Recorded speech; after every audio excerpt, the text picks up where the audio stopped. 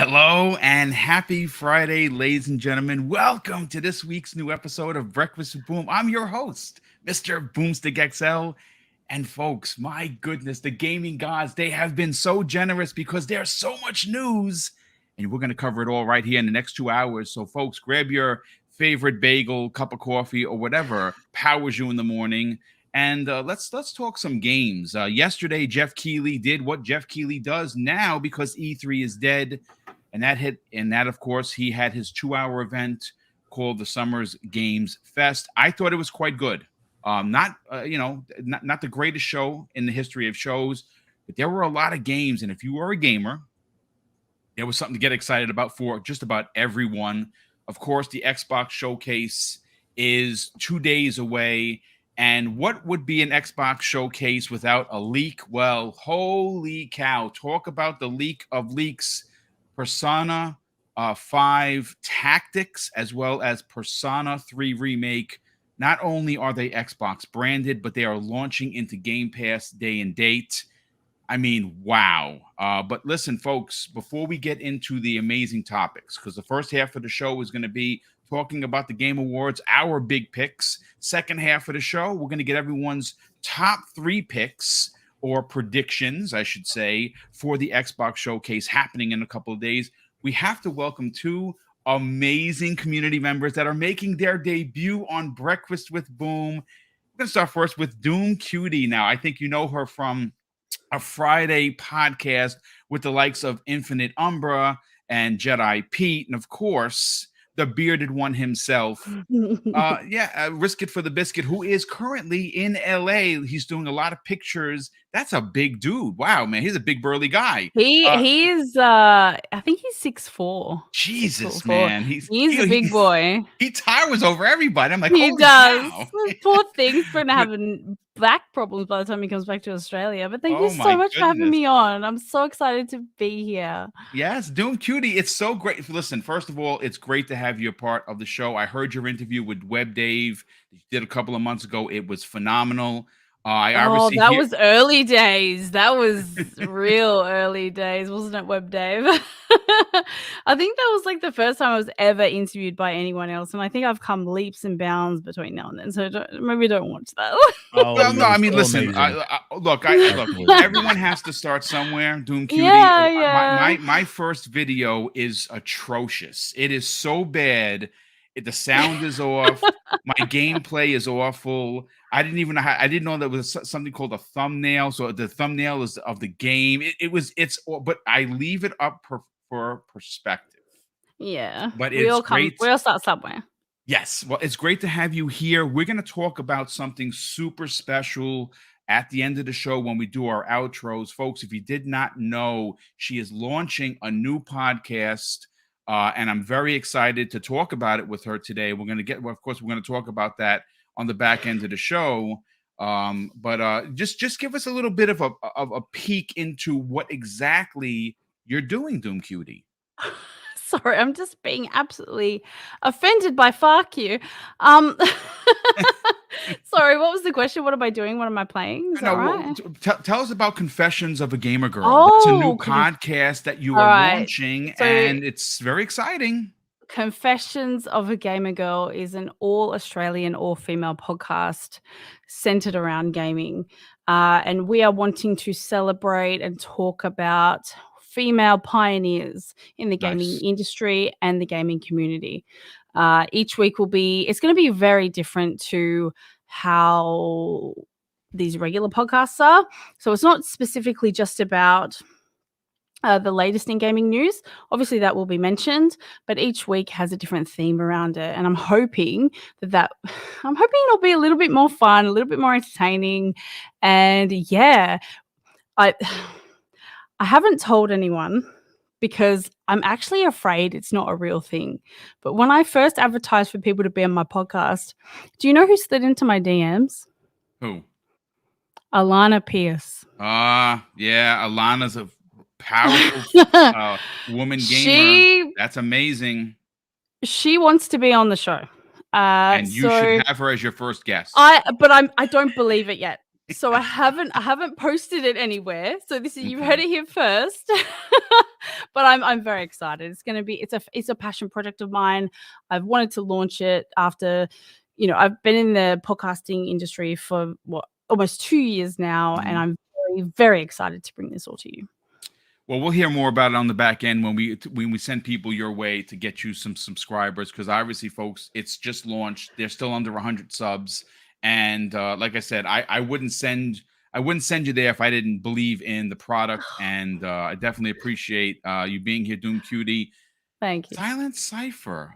Finally, we got you on the show, dude. What's going on, man? How the heck are you? Boom, thank you so much for having me, man. I know it feels like we've been trying to figure this out for quite a while. So Yes. I'm glad that the stars aligned finally, and we're finally able to, sit down, have some fun podcasting time. Dude, Yes. I'm excited, man. It's been one heck of a week so far. I am really looking forward to this weekend. And you guys are making some big strides on Xbox International Podcast. You broke 1K this year, which is fantastic. And you have an amazing panel. Obviously, Crazy Lou Gaming. He earns his name. There's no doubt about that. He's on my Monday afternoon show. And, well, there's nothing like a story from Crazy Lou to say that, I'm sorry I'm late for the podcast, guys, but I got arrested. And I let me out, and I'm back, which is exactly what happened. That was a true story. Oh, wow. And there you go. So, but listen, it's great to have you. Thanks, man. Yeah, I'm super happy we could make it work, and thank you so much. Yeah, hitting 1K was a big one for us. We were really excited for that, and now we're just getting those viewing numbers, man. Like trying to get more. I think we have to have Louis do more intense and insane stuff, so that way everyone's always wanting to watch the whole way and just be like, "What's he gonna do next?" Because you never know what that guy's gonna do.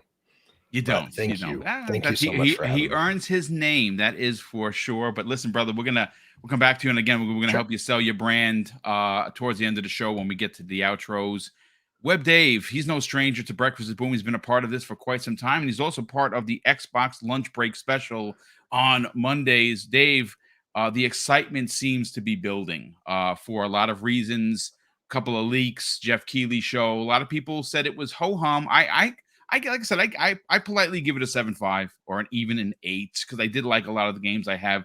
Some of the big reveals were exciting for me as a gamer. How the heck are you, man? You ready to talk Xbox and their showcase? I am so ready, Boom. I'm super fired up with this amazing panel. Interviewed everybody on this list. Yeah. So and they're all amazing content providers, and we're gonna get Doom Cutie's channel to over 1K very, very soon because it's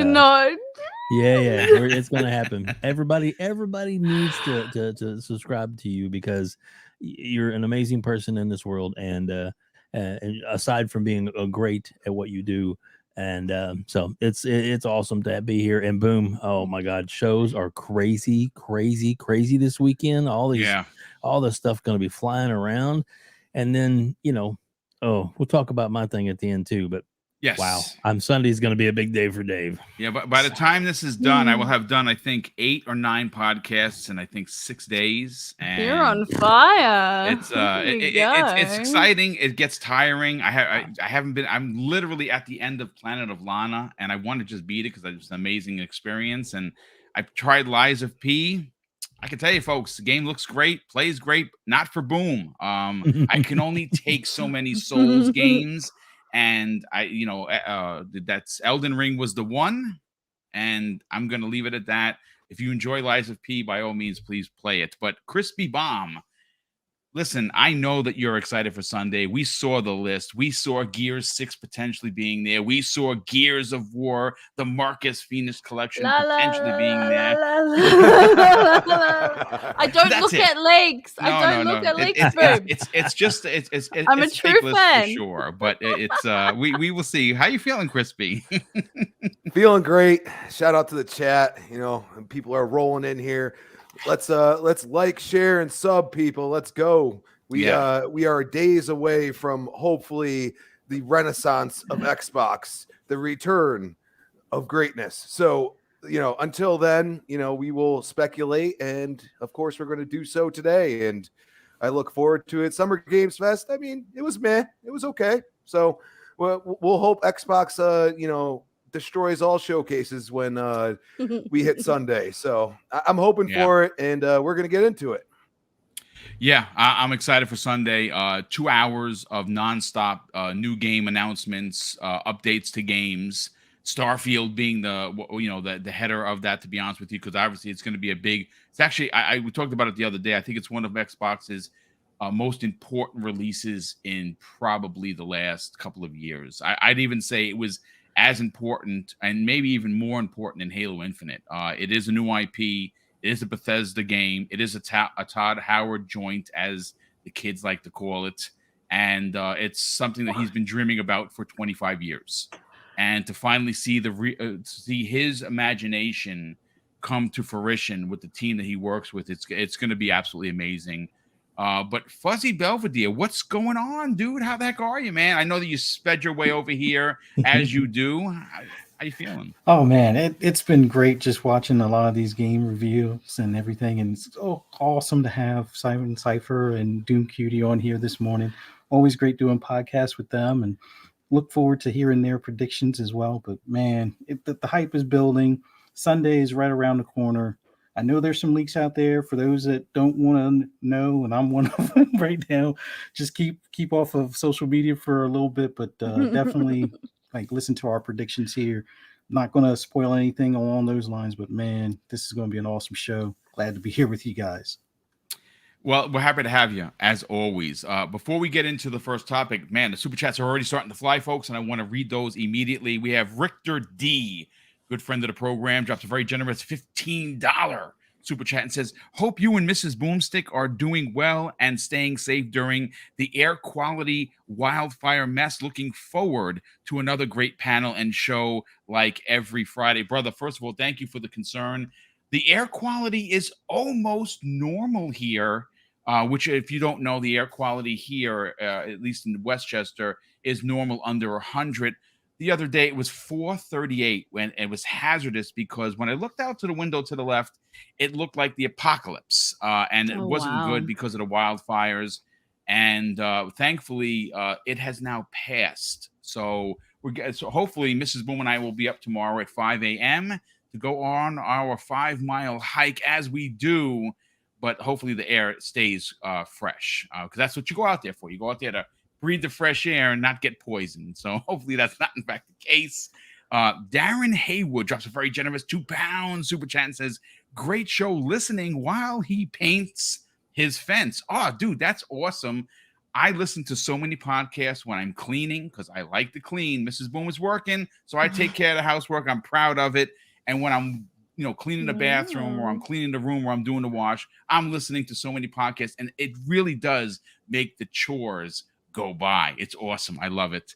Mr. Joanna Dark, what's up, dude? How the heck are you? He drops a $5 super chat and says, hello, Boom, and to this great panel and guest. Excited for Sunday showcase. But I know Silent wants Code Veronica to be announced at the Capcom show. I am right there with him. And I know, and he might be in the chat, but someone that we know, Silent, does not like Code Veronica. And if you don't like Code Veronica, well, I don't know what to tell you. But listen, it's if they're going to do a remake, I would love to see Code Veronica be the next one. But if we are going off the path, and I don't understand why Capcom doesn't see what I see, where's Dino Crisis? Where's Onimusha? I mean, freaking come on. Are you kidding me? Those deserve remakes in the vein of Resident Evil 2, which by all accounts is the perfect remake of all remakes. But we have Gerald Mack drops a very generous $5 super chat, and he says this: just showing my support to Double Barrel Gaming. Salute to Mr. Boomstick. Well, salute to you, brother, and thank you for the generosity and always supporting the channel. But folks, we got to get into it. And before we get to Geoff Keighley, right, because there's a lot to get to, and I have a long list of games that really jumped off the page for me. Let's talk about these Persona leaks. Holy cow. Now, I had heard that Persona 3 Remake was going to be at the Xbox show. I did not know that there was going to be a Persona 5 tactics game, and that was also going to be branded under Xbox, which means they have the marketing. They have the marketing over Sony, folks. That is an unbelievable huge deal. And what makes that even more bonkers is that both of these games are in Game Pass day and date. Now, I'm going to come out and be completely transparent. Those games are not for me, right? I don't play Persona games. I tried them. They're just not for me. And I'm okay with that. Not every game is for every gamer. But here's the thing. There are a lot of people that really dig Persona. Doom Cutie, I want to go to you first. For you seeing them get a hold of these two monster IPs from Atlus over Sony, it's a big deal. Now, the question is, was this a controlled leak or was this an actual accident?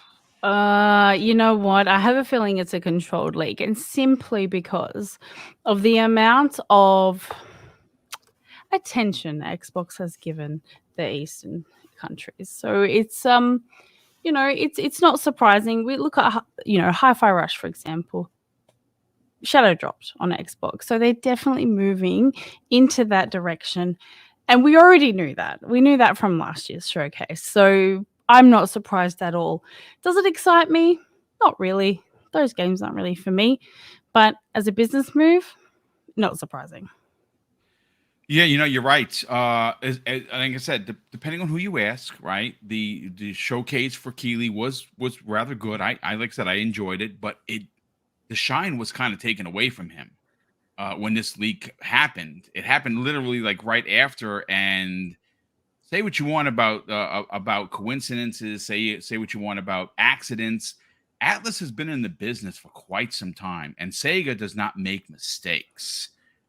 Silent Cypher, what are your thoughts on this? Do you agree with Doom Cutie that this is, and because I'm with her on this, I think this is a controlled leak, and talk about a way to slow roll the Xbox showcase in a couple of days. You're coming off of a Keighley show that was pretty good, but then you steal all of the thunder. You literally steal all the thunder because Persona, again, it may not be for everyone, but it is for someone, and Persona brings in the numbers.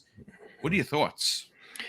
Yeah, I mean, I'm on the same page as you. I've never really gotten into those games too much myself, but I understand it. I understand there's a major following for those games, Yep.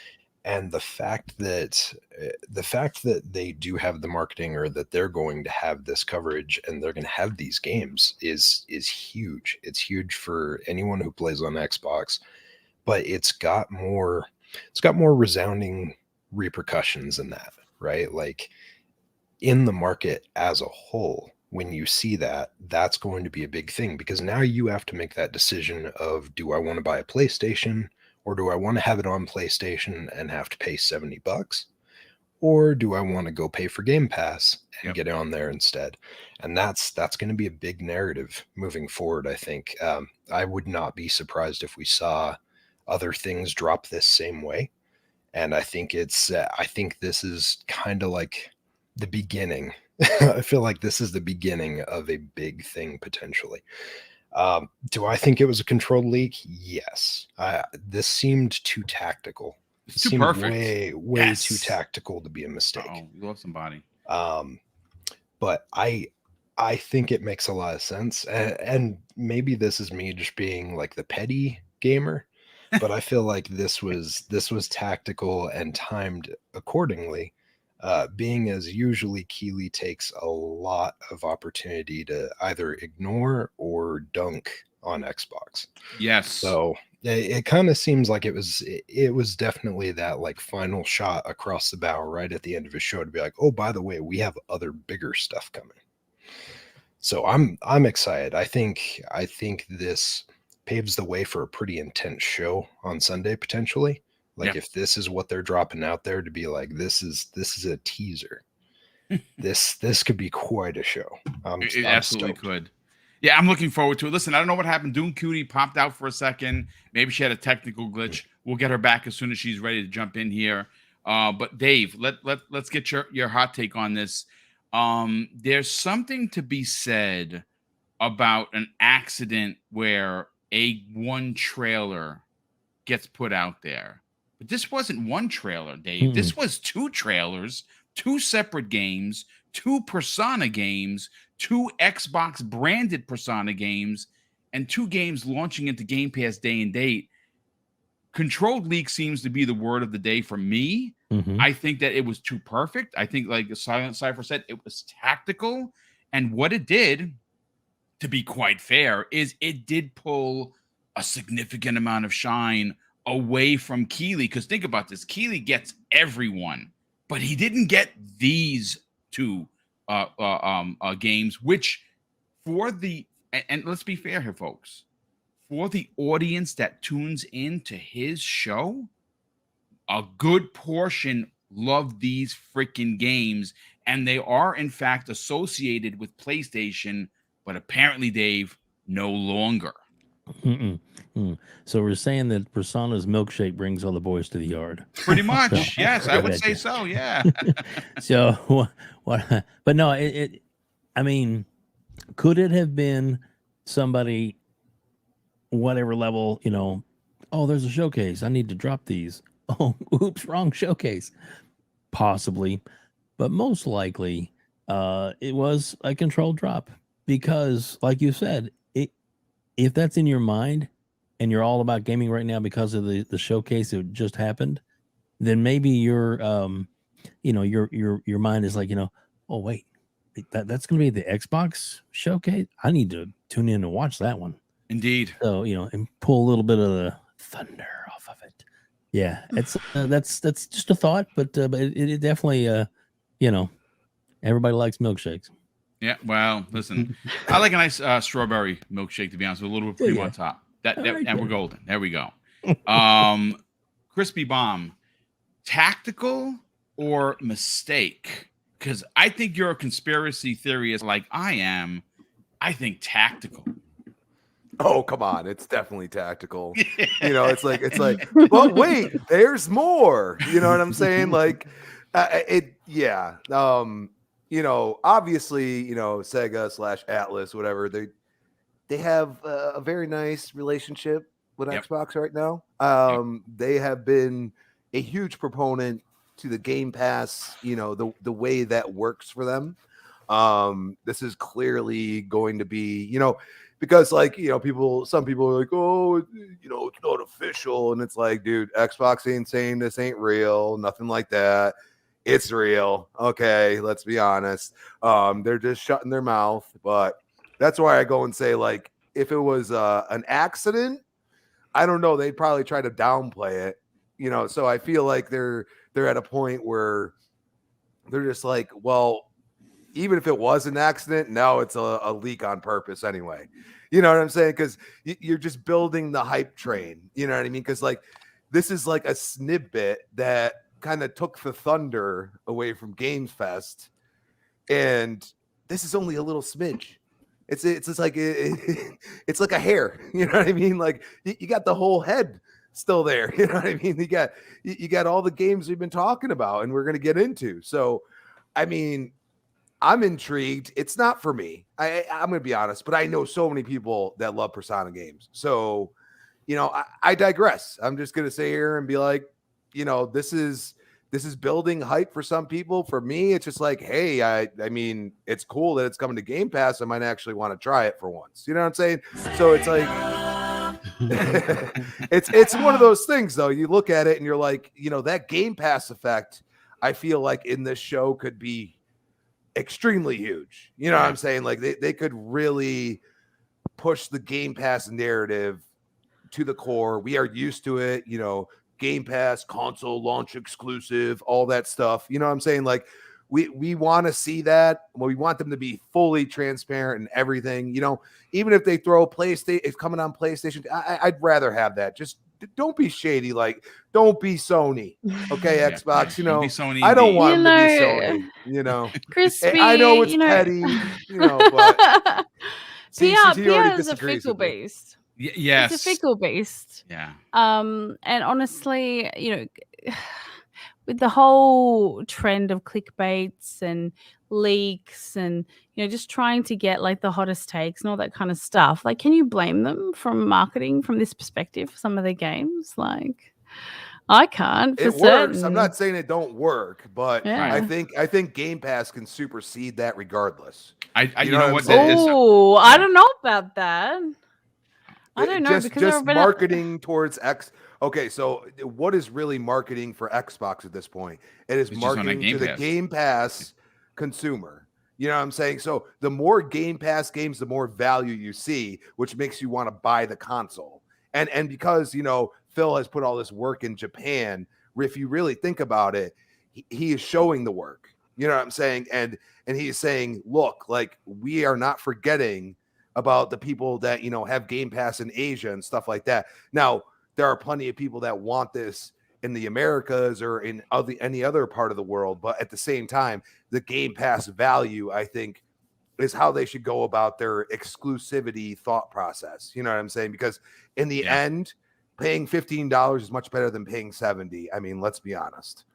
That's true. I mean, listen, I've said this before, and I think it's a fair assessment.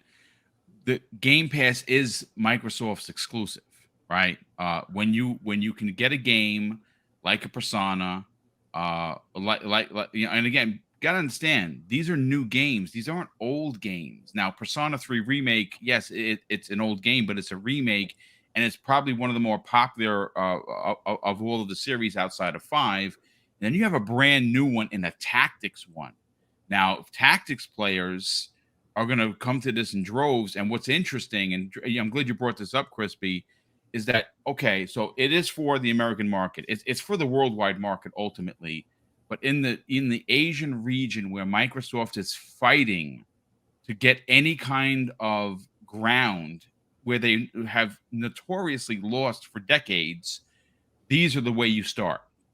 You get 2 Persona games, you get a Yakuza game in there, and maybe the next one that comes out isn't marketed by Sony. Maybe it is going to be marketed by Xbox, and we know that the Yakuza games did really well on Xbox in all regions. So, listen, Fuzzy Belvedere, let's get your hot take on this. This was very interesting. Again, sure, mistakes can be made. It happens all the time in advertising.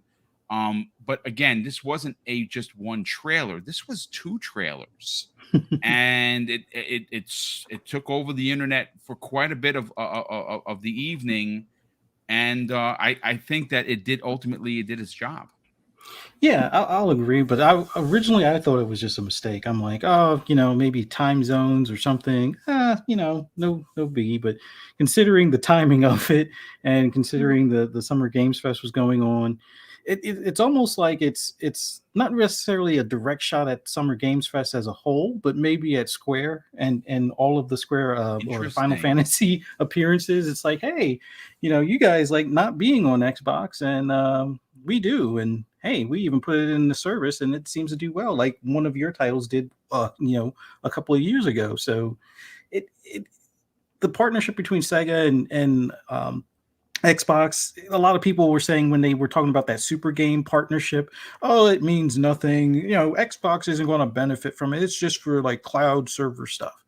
And yet we still see a lot of Sega-based games or some of their subsidiaries, as far as their like Atlus Studio and whatnot, their games appearing in Game Pass. So a lot of those that were shooting down that being something more than just a partnership on cloud services now are probably eating a good bit of crow. But yeah, it was awesome to see that of any leak, this one being a somewhat smaller leak in size, possibly to what the totality of the show is going to be. But I think the big thing is this will help bring in people that may not have wanted to even bother seeing the Xbox showcase because, well, they don't have games that are for me, but a lot of people clamor for Persona, and having these 2 appear day one in Game Pass, it's like, yeah, that's definitely going to take a lot of those that may have sat that one out or waited to nitpick, you know, with a magnifying glass, some silly stuff.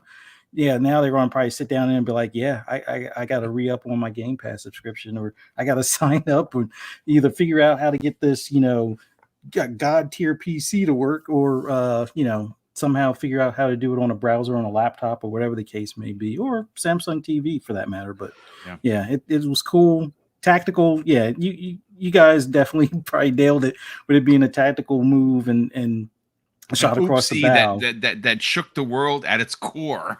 Yeah. I don't know But, why, honestly. I don't know. I have no idea why it is so surprising.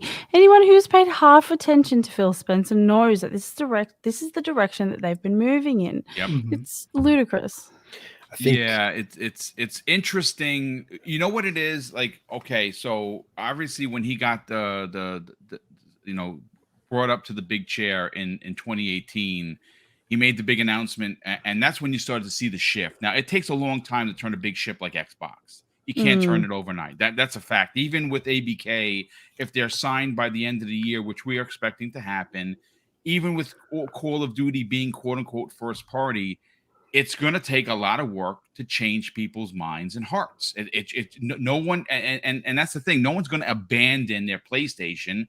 They may consider getting an Xbox because of Game Pass, and because it's affordable, they can still buy their $70 Sony games and pay $15 a month and play everything on Xbox and still support two brands or two platforms.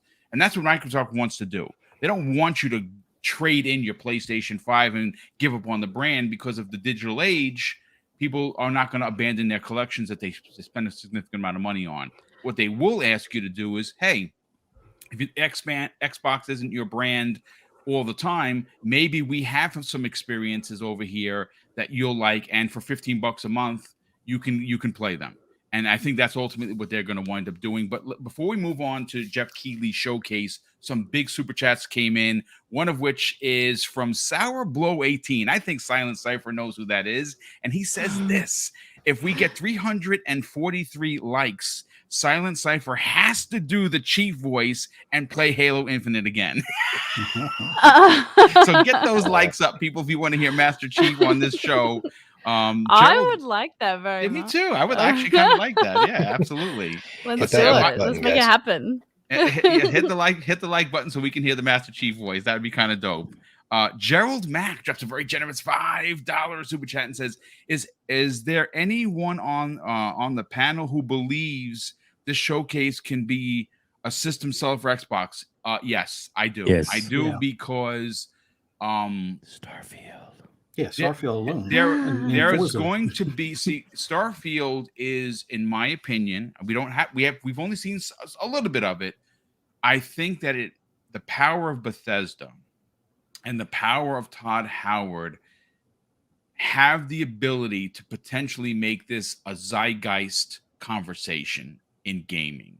If it's as good as we think we think it is, and how people like Aaron Greenberg are out there like telling people, hey, listen, when you see Starfield, you better bring another pair of underwear. I mean, who says that? Aaron Greenberg says that because he's confident. I'm confident. I think the game is gonna slap. I really do. I think it's gonna hit big. And if you sprinkle in, you got to remember, everything shown on Sunday is going to be in Game Pass. That means every indie. That means every second party. That means every third party. That means that they have marketing rights with those games. Everything at that show is going to be in Game Pass. That's 90 minutes plus Starfield. That's a lot of games, folks. So we'll see. Mr. Joanna Doc drops a very additional, very generous $5 super chat and says, with Sony aligning with Final Fantasy and it's not being as big, which it's not on the Sony platform, it's a good idea, if true, for Xbox to align with Persona on the Xbox platform. Absolutely. I would dare say that a Persona game could easily go pound for pound with anything from Square. They're just two behemoths, and Sony has picked Square Enix. Square Enix has picked PlayStation as their brand of choice, and it appears that Atlus is now picked Microsoft. Now, again, these Persona games are going to be on PlayStation. They're going to be on PC, but at the same time, I can't say it enough. The Game Pass effect is going to eventually wreak its ugly head. We have other super chats that came in. I'll get to those in a second, but we got to get the Keighley show. Obviously, the Summer Games Fest was a 2-hour event yesterday. A lot of our friends were there in the front row. Hargeet Chani, Brisket for the Biscuit was in the front seat. Yeah. Cognito. Look at the royalty being right in the front seat. I wish I was there, maybe next year. But listen, I say this all the time. I know a lot of people kind of really give Keighley the business because he's very PlayStation centric. I mean, we were talking in the green room before, and we were laughing because someone actually said, "Boom, we should do a drinking game. Every time he says PlayStation, you take a shot," because he said PlayStation probably about 17,000 times. And I get it. You're a fan, so whatever. He's gonna do his thing, but this show ultimately is and was supposed to be the replacement for E3. Now, some people think that it's a poor man's version of E3. I happen to like the show. Like I said, I gave it a 7.5. I could even go as high as an 8, to be honest with you, because I have a list here of games that blew me away that we didn't see anywhere else. That they were we got some updates. Alan Wake 2, the trailer was freaking phenomenal. Final Fantasy VII Rebirth. Wow, that looked amazing, though I won't buy the game because I don't support Square. Insomniac's confirmation of an October 20th date for Spider-Man is good, and it's great for 2 reasons. One, it appears that Sony has gotten out of the way of Starfield, and they're right to do that. I will say that live on the air. I'm confident they didn't want to go toe-to-toe with a Bethesda game. Spider-Man is big, but I don't know if it's as big as a new Bethesda game. And one of the things I took away from it is the confirmation that they kind of changed canon, where Eddie Brock is not Venom, and it's probably going to be Osborn's son, Harry, which is a little weird, but it's Insomniac, so I trust them.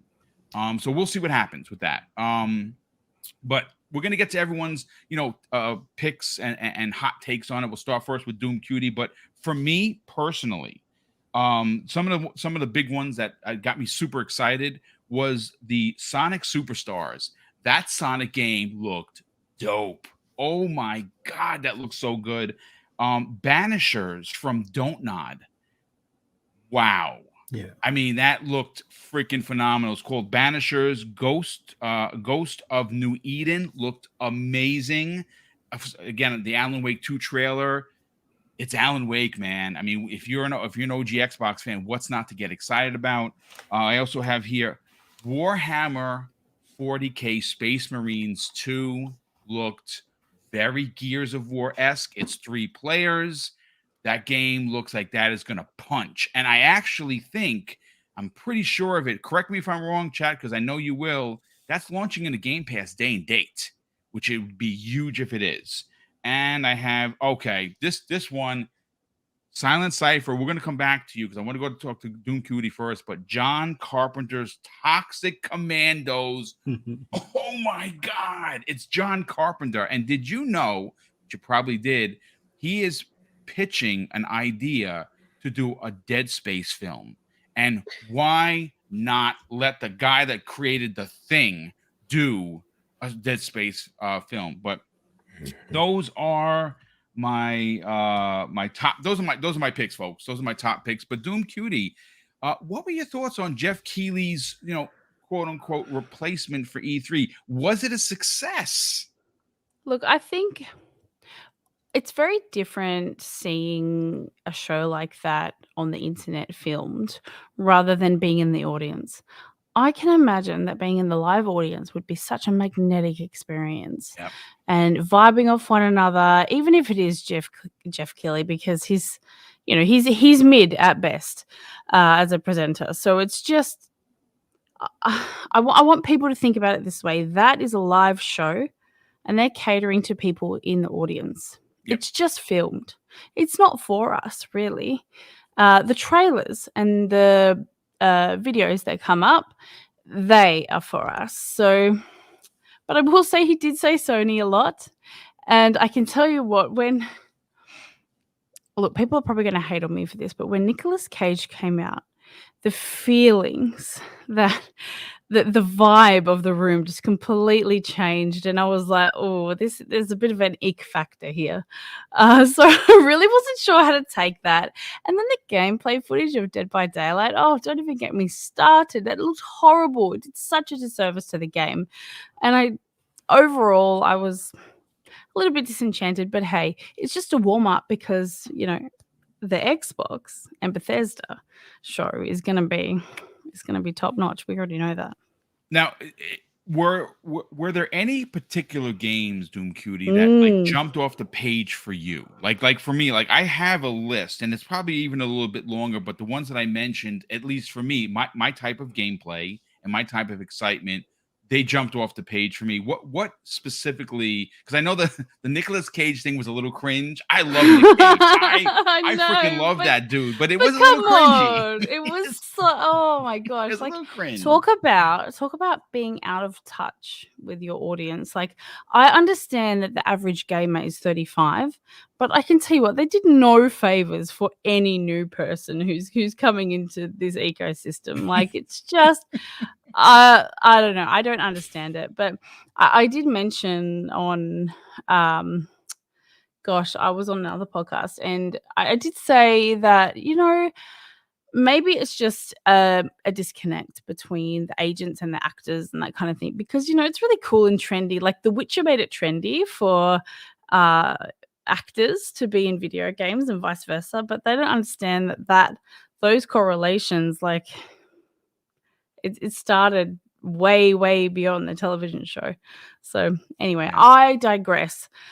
I can't remember what I was saying. Oh, what jumped off the page for me? Witchfire. Immediately. Okay. I've been following that game for a while now. So it started development in 2017. It's developed by the Astronauts Game Studio. Looks great. That vibe of game in a first-person shooter I think is going to be a lot of fun and really satisfying. It's only saying that it's releasing on PC though. I do hope it comes to console or does have controller, what do you call it? Functionality, controller. Yeah. So I hope that that's the case, because I tell you what, it looks a hell of a lot of fun. Obviously, Spider-Man looks good, but it's what I expect. It's nothing amazing, but I'll definitely give it a try. But outside of that, nothing really that exciting. I am interested to see the path that Path of Exile goes down. No pun intended. I mean, look, they've got 28 million players, so it's a massive game, and people love that franchise. So I think bringing it, I mean, they're probably and same with Witchfire, that sort of like grim sort of theme of gaming is really hot right now, and I think thanks that to Diablo, sure. Yeah, exactly. So they're really trending, and people are vibing with it. So look, I'm happy for it, but like I said, the whole overall, it was pretty mid. It was like a 6 or a 7 for me. Okay, it's very, very fair. That's a very fair. And again, again, look, like I said, I think. He's getting better. Obviously, the Game Awards has grown leaps and downs. Yeah, I mean, maybe. Sorry, too much credit. No, it's fine. Listen, he is who we thought he was, and he's a Sony guy, and Sony put some 2 big games out there on his, for everyone to enjoy, and it's look, it is what it is. I don't think what he does is going to be a replacement for E3. I think what he does is a good substitute for E3. I don't know what happened with the cancellation and why people started pulling out, because it was something that the ESA did with ReedPop. Something wasn't jiving. Now, we know ReedPop, as you know, they handle some of the bigger cons. I mean, they handle Comic-Con, San Diego Comic-Con, New York Comic-Con, a bunch of other big events as well. So they have the talent, they have the know-how. So when I heard that they were going to take over for the ESA for E3 2023, of course, I immediately booked our flights, because I was like, okay, this is going to be great. And listen, at the end of the day, I hope E3 does come back. I think having a Keighley show with an E3 is great. I don't want it just to be a Keighley show. I don't think it's good enough to be the stopgap for everything. I just don't. But Silent Cypher, let's get your hot take on this. This was 2 hours of a lot of games. A lot of every platform was well represented, in my opinion. I mean, Xbox really didn't do anything there. They showed they're teaming up with Porsche. What a surprise, But they didn't. But to be fair, they don't have to give Keighley anything because their show is in 2 days. And if I'm Xbox, I give him nothing because he hasn't proven to me that he wants my content because he's a Sony guy, and sometimes he wears his he puts it on his chest rather than wearing it on his sleeve, and he doesn't usually do any Xbox any favors. So I wouldn't imagine Xbox should do him any favors by giving like originally a couple days ago I thought, hey, you know what would be great? This would be a great trifecta. 2019, we got a chance to see Hellblade 2 announced. Everyone went bonkers, right? 2 years later, we get a gameplay trailer at the Game Awards with the Titan. Everyone goes bonkers. So I thought, well, if I'm like an advertising guru, it would be nice full circle, the trifecta. You get a full-on gameplay trailer launched at what people considered to be the Game Awards, or at least a summer event, and you give us a release date like they did with Spider-Man, and the world goes bonkers. But that didn't happen, and maybe it's because Keighley does not do Xbox or its fan base any favors. But for you, as an overall event, what is your number score, and what jumped off the page for you? Yeah, I mean, I'm probably gonna sit somewhere right around like a 6.5 or a 7, kind of like what Doom was saying. I think Doom Cutie's pretty dead on with that rating for everything we saw. Like there were cool things. It was obviously a show that was very front loaded. You saw a lot of cool stuff at the beginning, and then it kind of teetered down over the rest of the show. Had a couple cool moments that popped up, like you were saying. Toxic Commando showed up towards middle of the show. There were some cool things. I was excited to see, like, even though that Porsche collaboration with Xbox isn't great, I am really happy to see Porsche playing friendly still, because I'm sure Fuzzy remembers this, but like back in the day, you had to pay for like Porsche packs and stuff like that when we were playing the racing games, because they didn't really like to work with other people. They weren't very collaborative. So I'm happy to see that they're out there and they're still mending those relationships and building relationships going forward, especially as a Forza Horizon and Motorsport fan. That made me really excited to see that they're still getting engaged. As far as what we saw at the show, the stuff that jumped out at me that I was excited about, I never really got too much into Prince of Persia back in the day, but this one looks good. I'll definitely give it a shot when it comes out. I was excited to see more of Mortal Kombat, but now I'm a little bit uncertain with the way that Ed Boon was explaining some of the mechanics with like the tag team style to it. I don't know if that's necessarily what I want.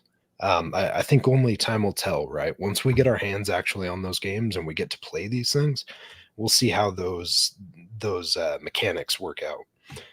But besides that, I'm trying to think. My son was super excited for Fortnite Wilds when they showed that off.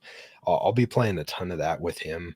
We jump on there and play on a regular basis. And what character does your son use? Is there a specific character that you bought for him to use that's his favorite? He bounces between a few of the different characters that he's bought over time, but he's been playing a lot of the ones in the recent battle pass, but he always jumps back to some of the old ones too. I think he actually got in when they had Hulk for a minute. Oh, that's dope, dude. So he's got that. He's got some of the Spider-Man, and he uses those a lot. And of course loves his like Rick Astley never gonna give you up emote and stuff like that. So that I'm excited about that. It looked good. Looks nice. I'll jump on there for sure. I am gonna have to kind of disagree about the Nick Cage sadness and disappointment. I love seeing Nick Cage whenever he shows up for something, because there's not a lot of people in the industry. You've got a couple like Tom Cruise, you have him, and they go all out. It doesn't matter what Doesn't matter what the role is, they go all out every time that they go into these characters and stuff. I just saw He's a character Renfield. actor for sure. There's no doubt about that. Yeah, absolutely. Like I just watched Renfield with him, and it's like the movie in general was okay, but he does a really good job as Dracula. And he always puts himself like 110% into those roles. I think the only thing that bummed me out about that situation is I was kind of hopeful he had his own thing, or I was kind of hoping that maybe he was tied to Dark Pictures anthology. Oh, that would be kind of cool, dude. I think if you put him into that would have been amazing. I got really saddened when I saw that it was a Dead by Daylight tease, because I just have never gotten into that game. I just played it once. Yeah, it's not for me. Well, you know, we had better games coming out at that time. Like Friday the 13th came out, and that was for that formula. That was a better execution of that formula. No pun intended with execution. Yeah, exactly. But yeah, I feel like that was a missed opportunity. But I do hope I'm hopeful that now that he's getting into this side of things, we'll see more collaboration with him and other games as time goes on. And I wouldn't be surprised if he ended up in maybe some horror movie or horror game type of collaborations like that. So that got me excited. Maybe paves the way for something in the future. Yeah, listen, again, I think what Geoff was trying to do was the Keanu Reeves moment that Xbox had. I was at that show. Yeah. It's my only E3 I've ever been to.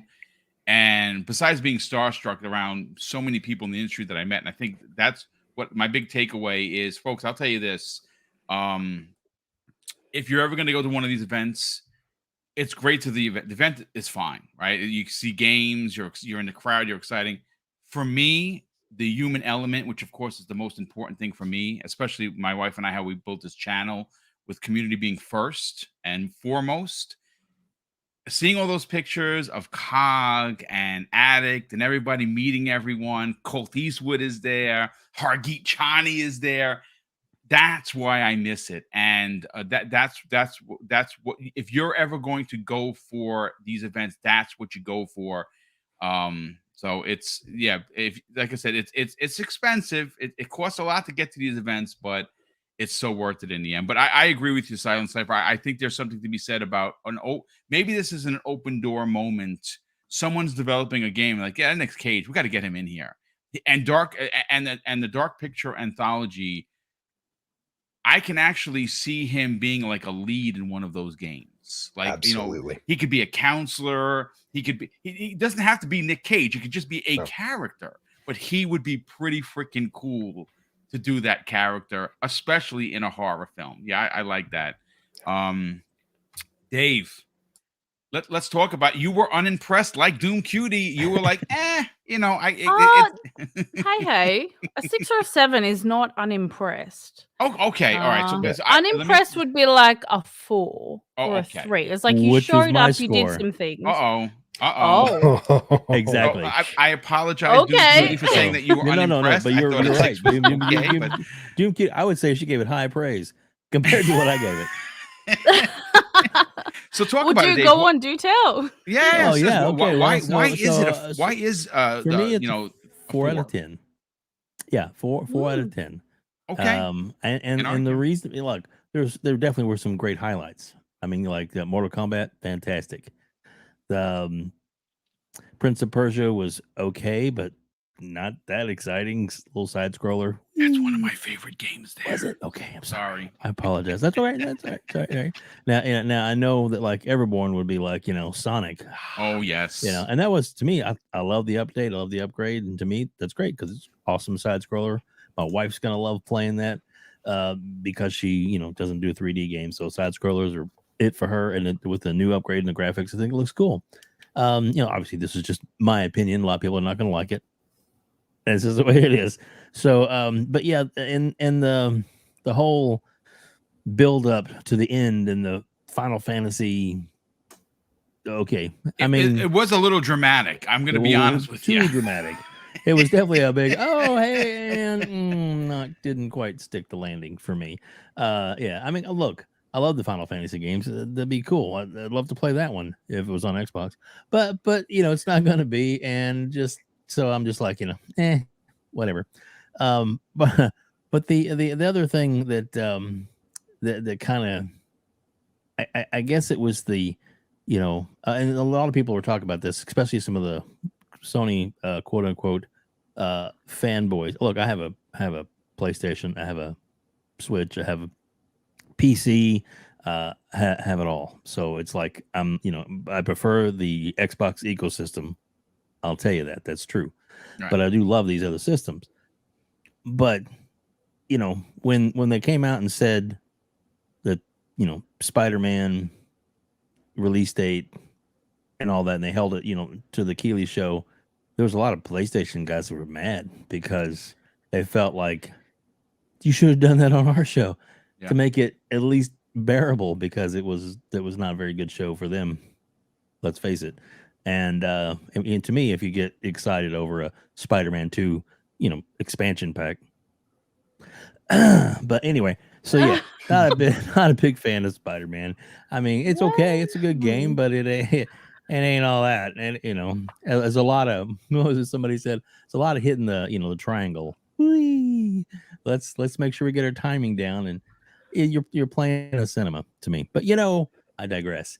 The rest of the show, like I said, it did have some good points. It's some good stuff, and but it just like when Doom Kitty hit it on the mark. If you were there in the audience, that was fire. It was awesome because you're up in the moment. It's right there in your face. I've been to a couple of live shows, a couple of E3s. They're fantastic.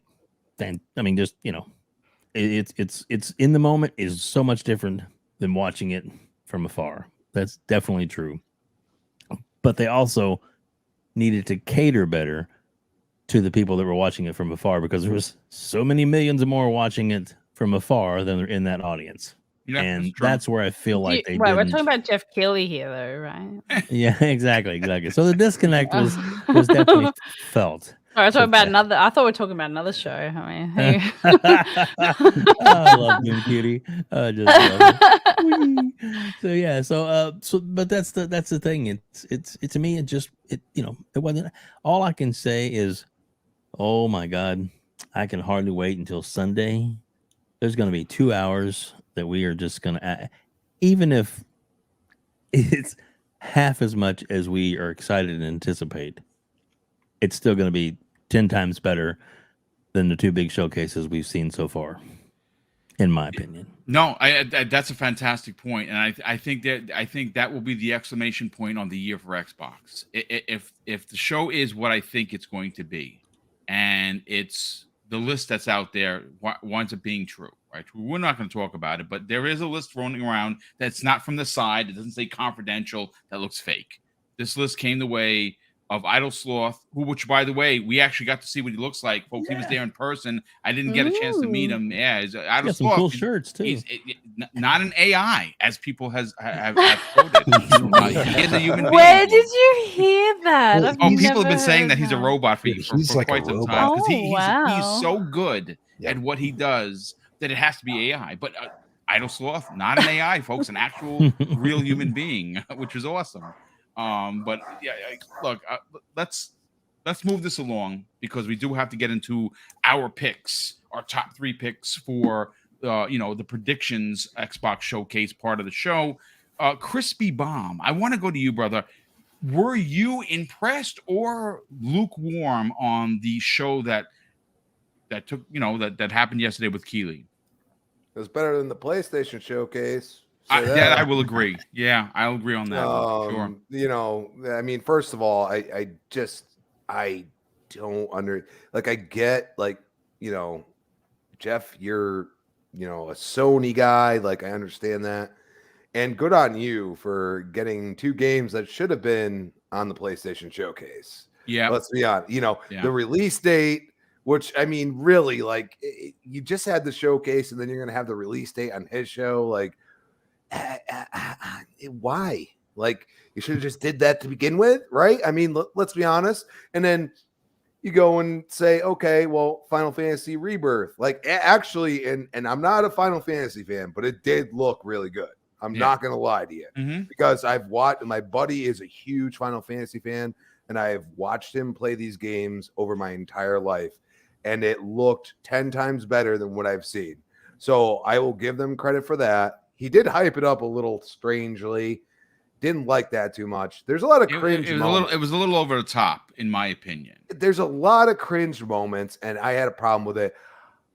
I gave it a 7, and that's only because Mortal Kombat was there. Of course. Now, why am I so excited for what I saw?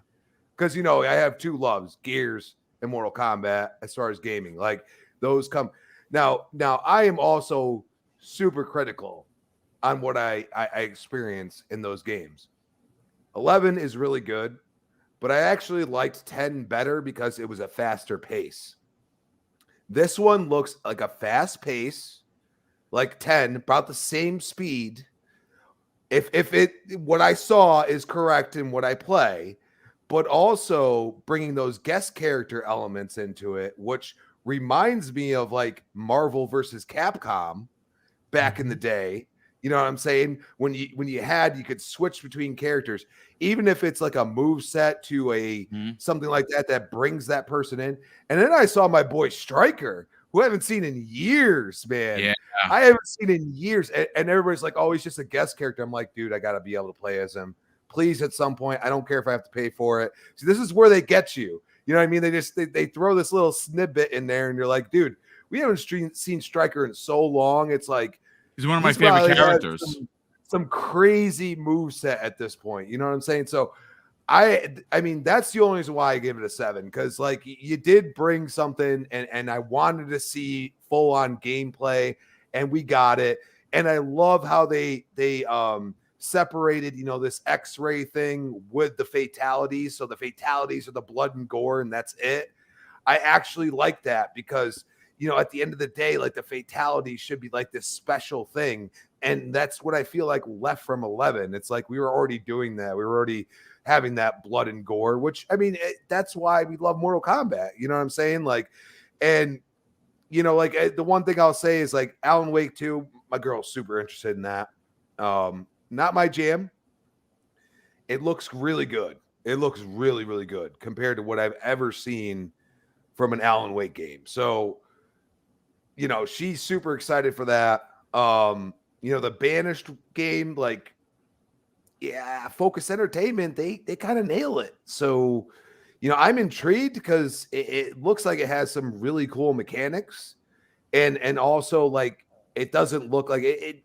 They showed us gameplay in a way, you know, like they didn't cut out like some of the trailers, like they cut out certain things, and I'm like, bro, come on, like the what was it? The EA game. The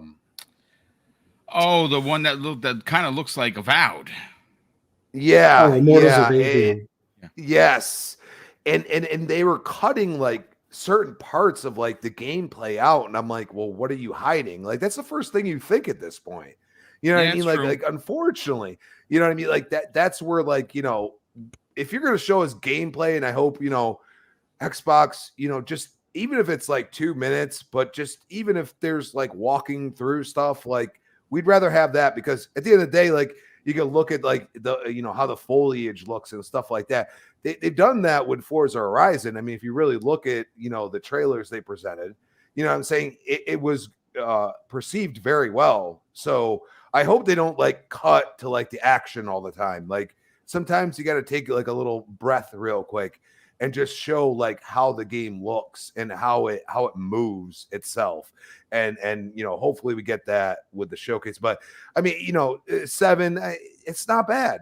It was better than what I saw from the PlayStation showcase, which is surprising to me, to be honest with you. I'm shocked. You know what I mean? And I'm shocked that they allowed, you know, those two things to be on Keighley's show. But at the end of the day, you could have had a decent show if you had those two things on your PlayStation showcase. It's confusing to me. I don't understand it, but okay. I mean, if that's the route you want to go, by all means. And yeah, it's mid-grade, you know, it is what it is. I mean, listen, everyone has some strong points. Most people around the interwebs are saying that it was a mid show. I'm confident with a 7.5 out of 10. They had a lot of games that I really liked. Obviously, it's focusing on third party, though. Some people would suggest that he really does, push a little hard when it comes to, the PlayStation branding and how many times he mentions it. Sometimes that could be a little cringe as well. But Fuzzy, let's get your take on this, and we're going to move into the Xbox portion of today's show. Where do you kind of sit on Keighley's showcase from yesterday? 2 hours of goodness, or was it so for you? It was better than so, but not a lot of goodness. Like, there were a lot of games. There was a lot of games that I was interested in or looking forward to, kind of deal, but nothing that really shook the ground kind of thing. I think the biggest thing is, much like a lot of you guys have said, I think this did better than the PlayStation Showcase, considering the PlayStation Showcase was supposed to be PlayStation centric. Some games made another appearance, like that whole Crossfire Sierra Squad appeared again. There were a couple other ones that made a second appearance from this PlayStation Showcase. And like Crispy was saying, it doesn't make sense to have the release date on his show as opposed to their actual show. That was definitely odd. One other comment I'll make as far as the PlayStation Showcase versus this was, it would have been so much better to have the Twisted Metal trailer at the PlayStation Showcase compared to the Gran Turismo. And I'm a big Gran Turismo fan. It just seemed to fit better with the mood of the showcase, but that's just my 2 cents on it. But for me, the highlights were Mortal Kombat 1, Alan Wake 2, Immortals of Avium, Lies of P, which, I'm not a Souls guy, but it still looks great, and I'm going to still give it a try. Thank you, Game Pass. Finally got to see Party Animals. Didn't have to see it at the showcase again and not get a date, but they now have a date, and it's coming day 1 to Game Pass, and that looks like it's going to be a bunch of fun. But other than that, Sonic kind of stood out. It's funny, if you look back in time, like when we saw the graphics on like the Sega Genesis for Sonic, we thought that's what the new game is going to look like, the Sonic Superstars. That's what it felt like it was back then for us. And now that it actually looks more realistic, it's going to be a jewel or a gem as far as the Sonic franchise. So that was pretty cool to see. But a decent show. A lot of games. The Annapurna the Devolver Digital show that came later on was a better showcase overall, I think. But that was all jokes about that Evil or Valve or whatever. So, but we'll talk about that some other time. But not a bad show, but not a great show, but on par or better than the PlayStation show for what it was. That's all I got. No, good stuff. Listen, I want to move on to the Xbox Showcase predictions, but I got to welcome in BitCloud Gaming. What's going on, brother? Long time, no time. How the heck are you?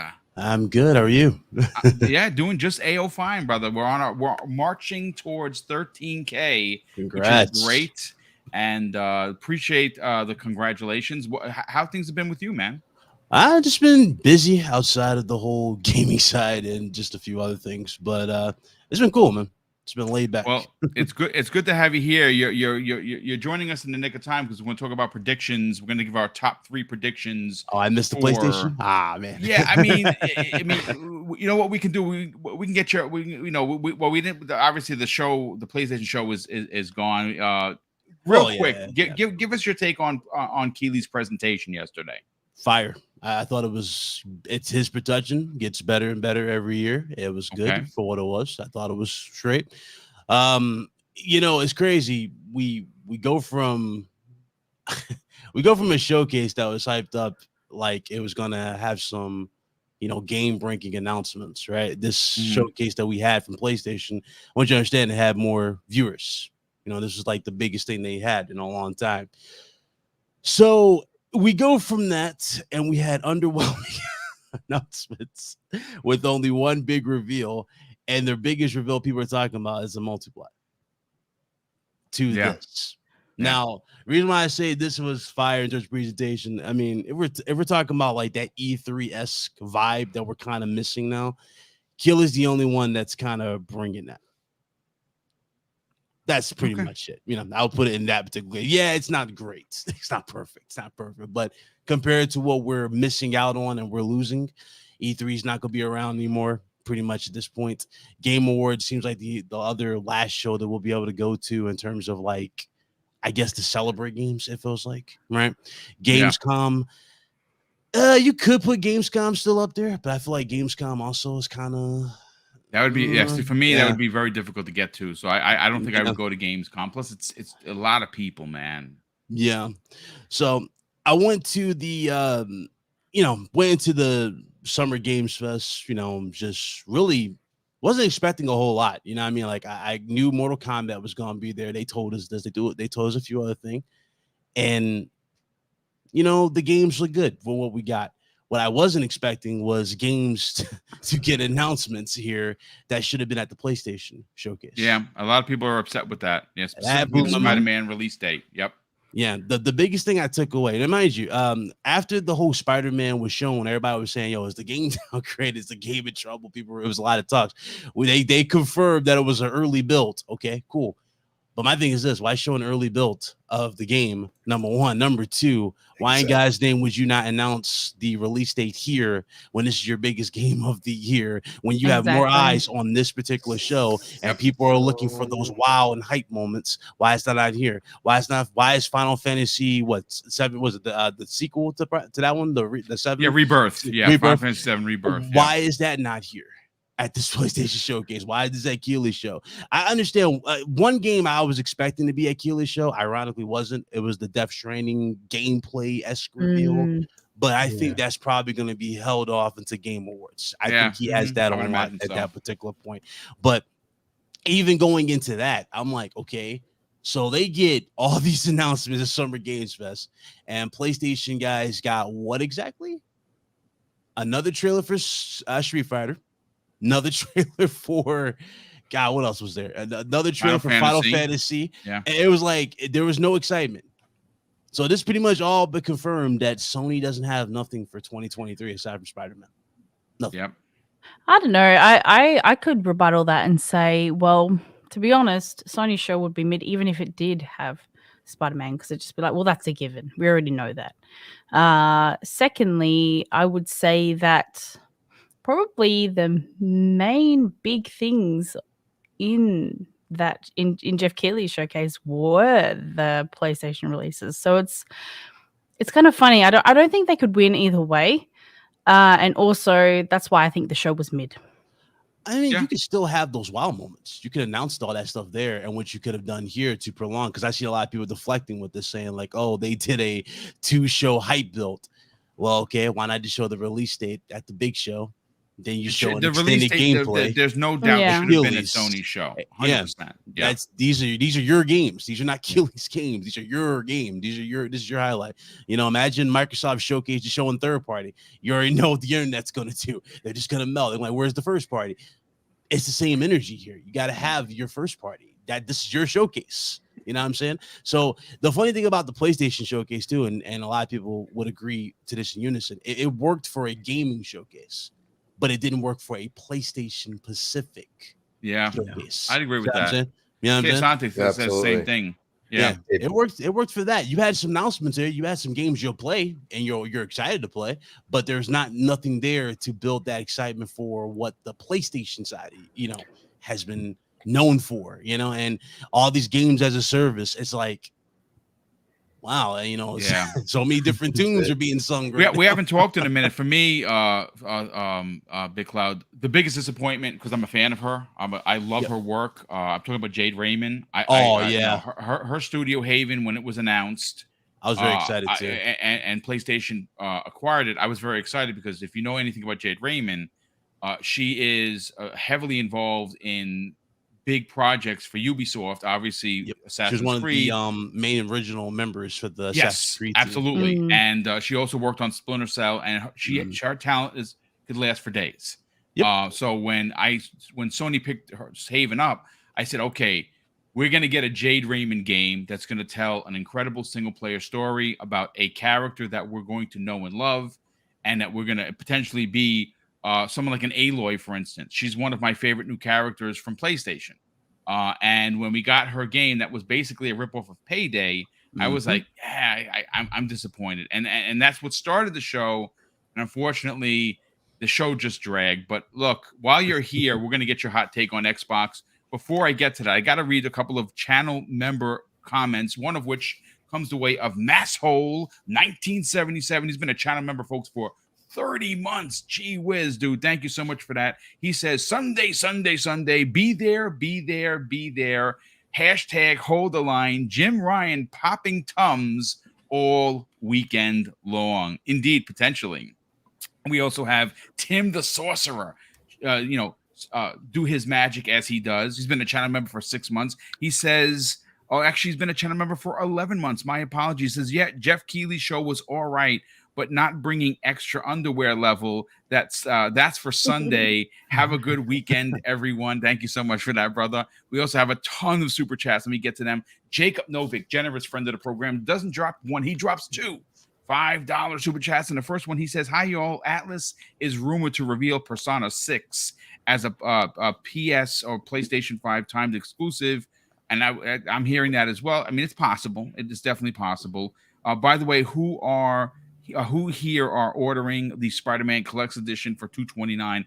I thought about it. The statue with Venom looks dope. I'm not going to front. It looks really, really good. Did you hear the other stuff related to it, though? Like, apparently those suits are locked to the collector's edition, something like that. Yeah, I hope not. Oh. That would be and also, like, if you compare that collector's edition to, for example, God of War Ragnarok, are you really getting value here? Like, I'm so confused. Yeah, there's not. The God of War was dope. Yeah, the God of War was really nice. Yeah, and like you're paying the same premium price for less. Sorry, what? Yeah, just one statue and a bunch of digital items. Yeah. I'm like, got at least Sony Santa Monica gave you a hammer from Thor. Give you a giant hammer with figurines. Yes. Yeah, it's like where's the creativity here?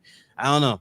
I don't know. Look, if you're a collector of Spider-Man, if you really love that series, then all the power to you. That's fine. But if I think about value for money and what that's bringing to gamers. Me and Evan Falarka talked about it. I was like, he's a big Spider-Man guy too, and I'm like, I don't know, because like the last time we got Spider-Man anything, for 2018, all the skins were also included. Well, they were free in general. We got those in free. Yeah, exactly. So exactly. I find that to be very weird that you're now putting that behind the price tag. Yeah, that's kind of sad. I didn't even realize that. But again, only time is going to tell. Right now, I'm on a holding pattern for that collector's edition. I don't know if I'm going to get it day one. Maybe I'll wait for a sale because they're going to make a lot of them. Jacob Novik's second super chat is, he says, boom, Persona 5 Tactics is probably not a tactics game. Persona had a game called Persona 5 Strikers, which added 150 plus hours of story content. I mean, they're calling it Tacticia. I think that's how it's pronounced, from Japan. It looks like a tactics game. If look, at the end of the day, it's going to be for someone. If you're a Persona fan, you're probably going to dig it. And the fact that Xbox has marketing on that is bonkers. Sith Lord drops a very generous $5 super chat and says, rebuilding Xbox is like building a new Lego set. Hours to build, but destroyed in seconds. I mean, they have shot themselves in the foot, but they're on a good pattern right now, climbing the mountain. Tay Talks, good friend of the program, drops a very generous £5 super chat and says, Banishers, Ghost of New Eden looked amazing. His favorite game of the show for sure. But Sunday is the main course. Xbox controlling the narrative. Indeed, they are. Absolutely. And like I said, it may not matter yet. But if we come away from Sunday, those 2 hours go past, folks. And everyone is buzzing. And I'm even talking about the negative Nancy media, the gaming media who just has a real distaste for Xbox. They're buzzing because of all the first party, all the second party, everything's in Game Pass. And somehow, some way, they outshine both Keighley and Sony's show. It's going to be a talking point for months going into the holidays. No doubt about that. We have Jax82 drops a very generous $5 super chat and says, Nicolas Cage, give him 3 minutes and get him out of there. That was brutal. The entire time he was talking, I was just saying, next game, please. Yeah, that was a Foam Stars type of moment. Oh man, come poor on. Cage. He drugged out his don't- mind. Okay, he don't- kind of like drugged out his mind. Maybe, No. maybe. He kind of did. He was all robotic. Yeah, well, hopefully he wasn't. But Drawn TJ drops a very generous $5 super chat and says, "Hello, Boom, Web Dave, Silent Cypher, Doom Cutie, and Fuzzy Belvedere, and Crispy. Everyone, please hit the like button. Thank you for that, Drawn TJ. We also have Con Artist. I think that's how you say it. He's first of all, it's a name I've never seen before. So if you're new, wow, brother, thank you so much for joining. That is very kind of you to drop a super chat, and of course, hopefully you hit the like button and subscribe to the channel. They say, excluding fanboys, the one thing I love about our community is that we can all have our own picks and opinions, but we always come together and celebrate and talk, and that's the most important thing. Love the brand you love. Right, but just don't dump on the other person's brand because it's not your brand. Don't say that on Twitter. Just want you to know that right now. No, I know Twitter is brutal, but you know it is what it is. And Tom from Tanami, Tom, what's going on, brother? How the heck are you? He drops a very generous $2 super chat and says, "Stalker team says they won't be at the showcase." Yeah, they're having a lot of problems. They got hacked by some Russian hackers that stole a lot of assets. Obviously, listen. That team has gone through so much, and obviously, the game is the game releases, it's going to be amazing. I hope that Microsoft is sending help, especially when it comes to cybersecurity, to get their things sorted out because we know they were displaced, and obviously, that team has had a hard time in a big way. Listen, if it's not the show, we understand why. Stalker 2, when it's released, is going to be amazing. Even if it's not released this year, take all the time you need, team. You've been through it. You lost members fighting a war that you didn't ask for.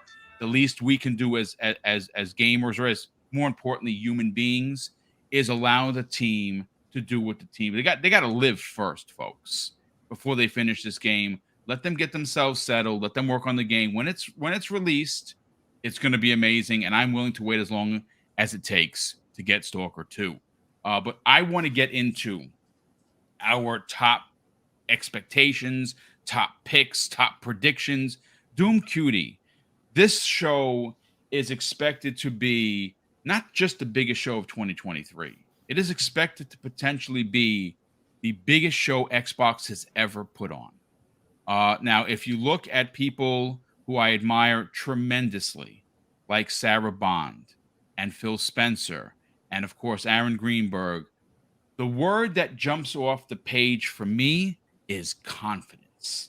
They all seem to be incredibly engaged with the community, no tempered expectations, no falsities. You know, we see Sarah Bond got her nails done. They looked gorgeous. She put it out there. She's going to be at the showcase with her new nails. And all she keeps doing, and again, she's saying a lot, but by saying nothing, she's simply doing hashtag Xbox Showcase, fire emojis almost every hour on the hour. I think she's excited. I think Xbox fans, this is the show we've been waiting for. For you, what are your expectations? What are your 3 top predictions for this show? My 3 top predictions. I definitely. Well, hold on. Just first of all, I'm really excited to see Forza. Hello, like, oh my god! That makes Silent Cypher and Fuzzy very excited. Give me that now. Shadow drop it. I don't care. They're not going to shadow drop it. They'll release it like October. I wish they would. Around that time. I wish they would too. But yeah, really, really excited to see that. They've released so many amazing videos of the accessibility options, and I need it right now. I just need it. Outside of that, my predictions, I think they're going to open with Hellblade 2. That is the general consensus in the community. I think it will be a very, very strong start to the showcase. I do think we will also see footage of Indiana Jones. Oh, that's great. Yeah. I think we will see gameplay. and CGI. I mean, that was already confirmed by Aaron Greenberg. Yeah, he said it'd be in-game engine. There would be no CG trails unless they're cutscenes for the actual That's correct. game. Right. So we already know Aaron's got our back in that respect, which is very nice. And then I think there's definitely going to be something Gears. Now, whether it's a collector's edition, whether it's a new Gears, I don't know. Either way, I'm excited. Honestly, even if they were like, because I know he said no movies, so it could be they could be talking about the Gears TV show. Either way, I'm kind of excited for it. So those are my 3 top things that I really do believe are going to be mentioned.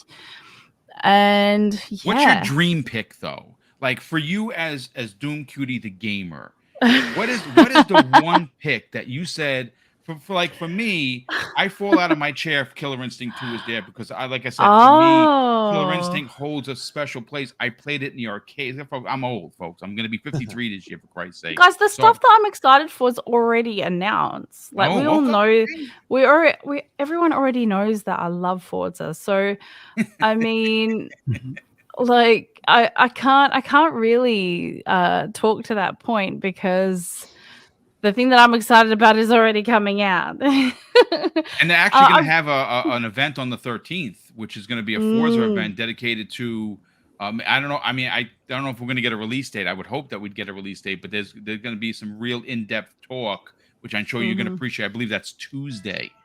Yeah, that's correct. So definitely looking forward to that. And yeah, look, I'm not exciting, guys. I like the stuff that they tell me is going to come out.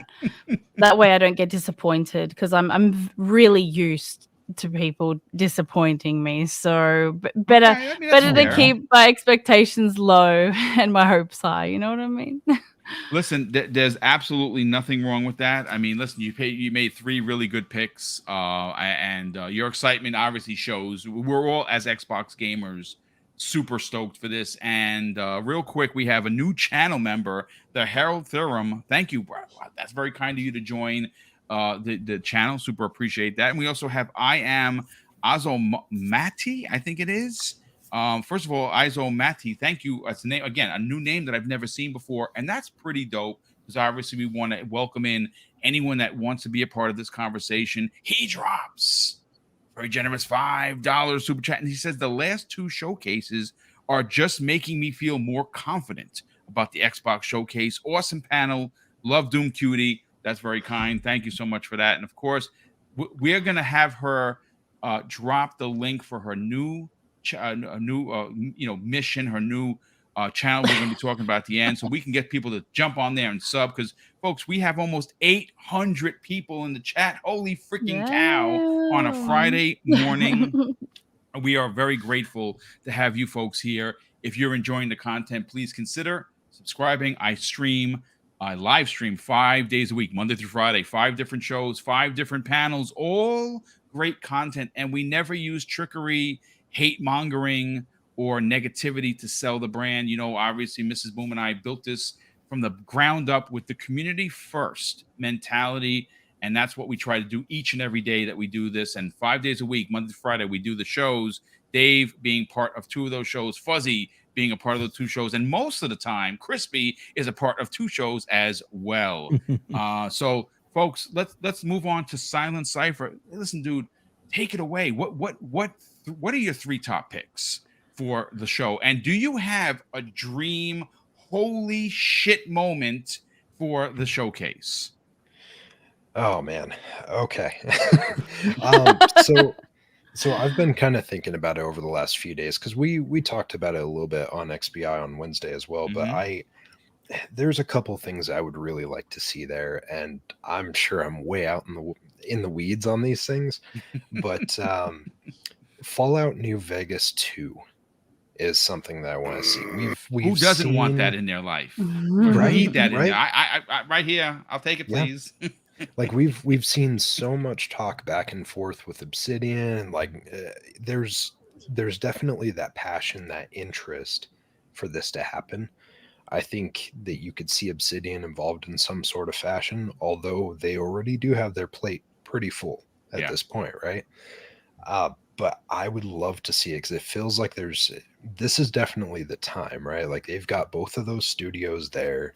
They've got your Bethesda, they've got your Obsidian, they've got the core, the build of Fallout there. I mean, heck, they even have In Exile, the creators of Fallout 1 and 2. So yeah. So it's like you've got all these folks that are super, super excited about it, and there's the passion there, and there's the talent to do it. And I really hope that it happens because, like, if we go off of the trajectory that we've seen over the last few years from Bethesda, if we go off of it the way that it is so far, we probably wouldn't see a new Fallout until like 2030. I was literally just thinking that, like, when you were talking, I'm like, okay, so Starfield's coming out this year. That's great. We know that they're in some super early pre-production with Elder Scrolls. When do Fallout gamers who don't like Fallout 76 right here, just not for me, when do we get an official Fallout? Again, I'm going to be, 60 by the time I get one? Folks, listen, I only got so many years left. You'll get a Fallout. Yeah. So that's my hope is, like, obviously we've seen it for a while. We've seen people are interested in doing it. I hope that they take the opportunity and they shift into that and they make it a focus, because I'm super excited about Starfield, and I'm sure Elder Scrolls would be great, but Fallout is my preference.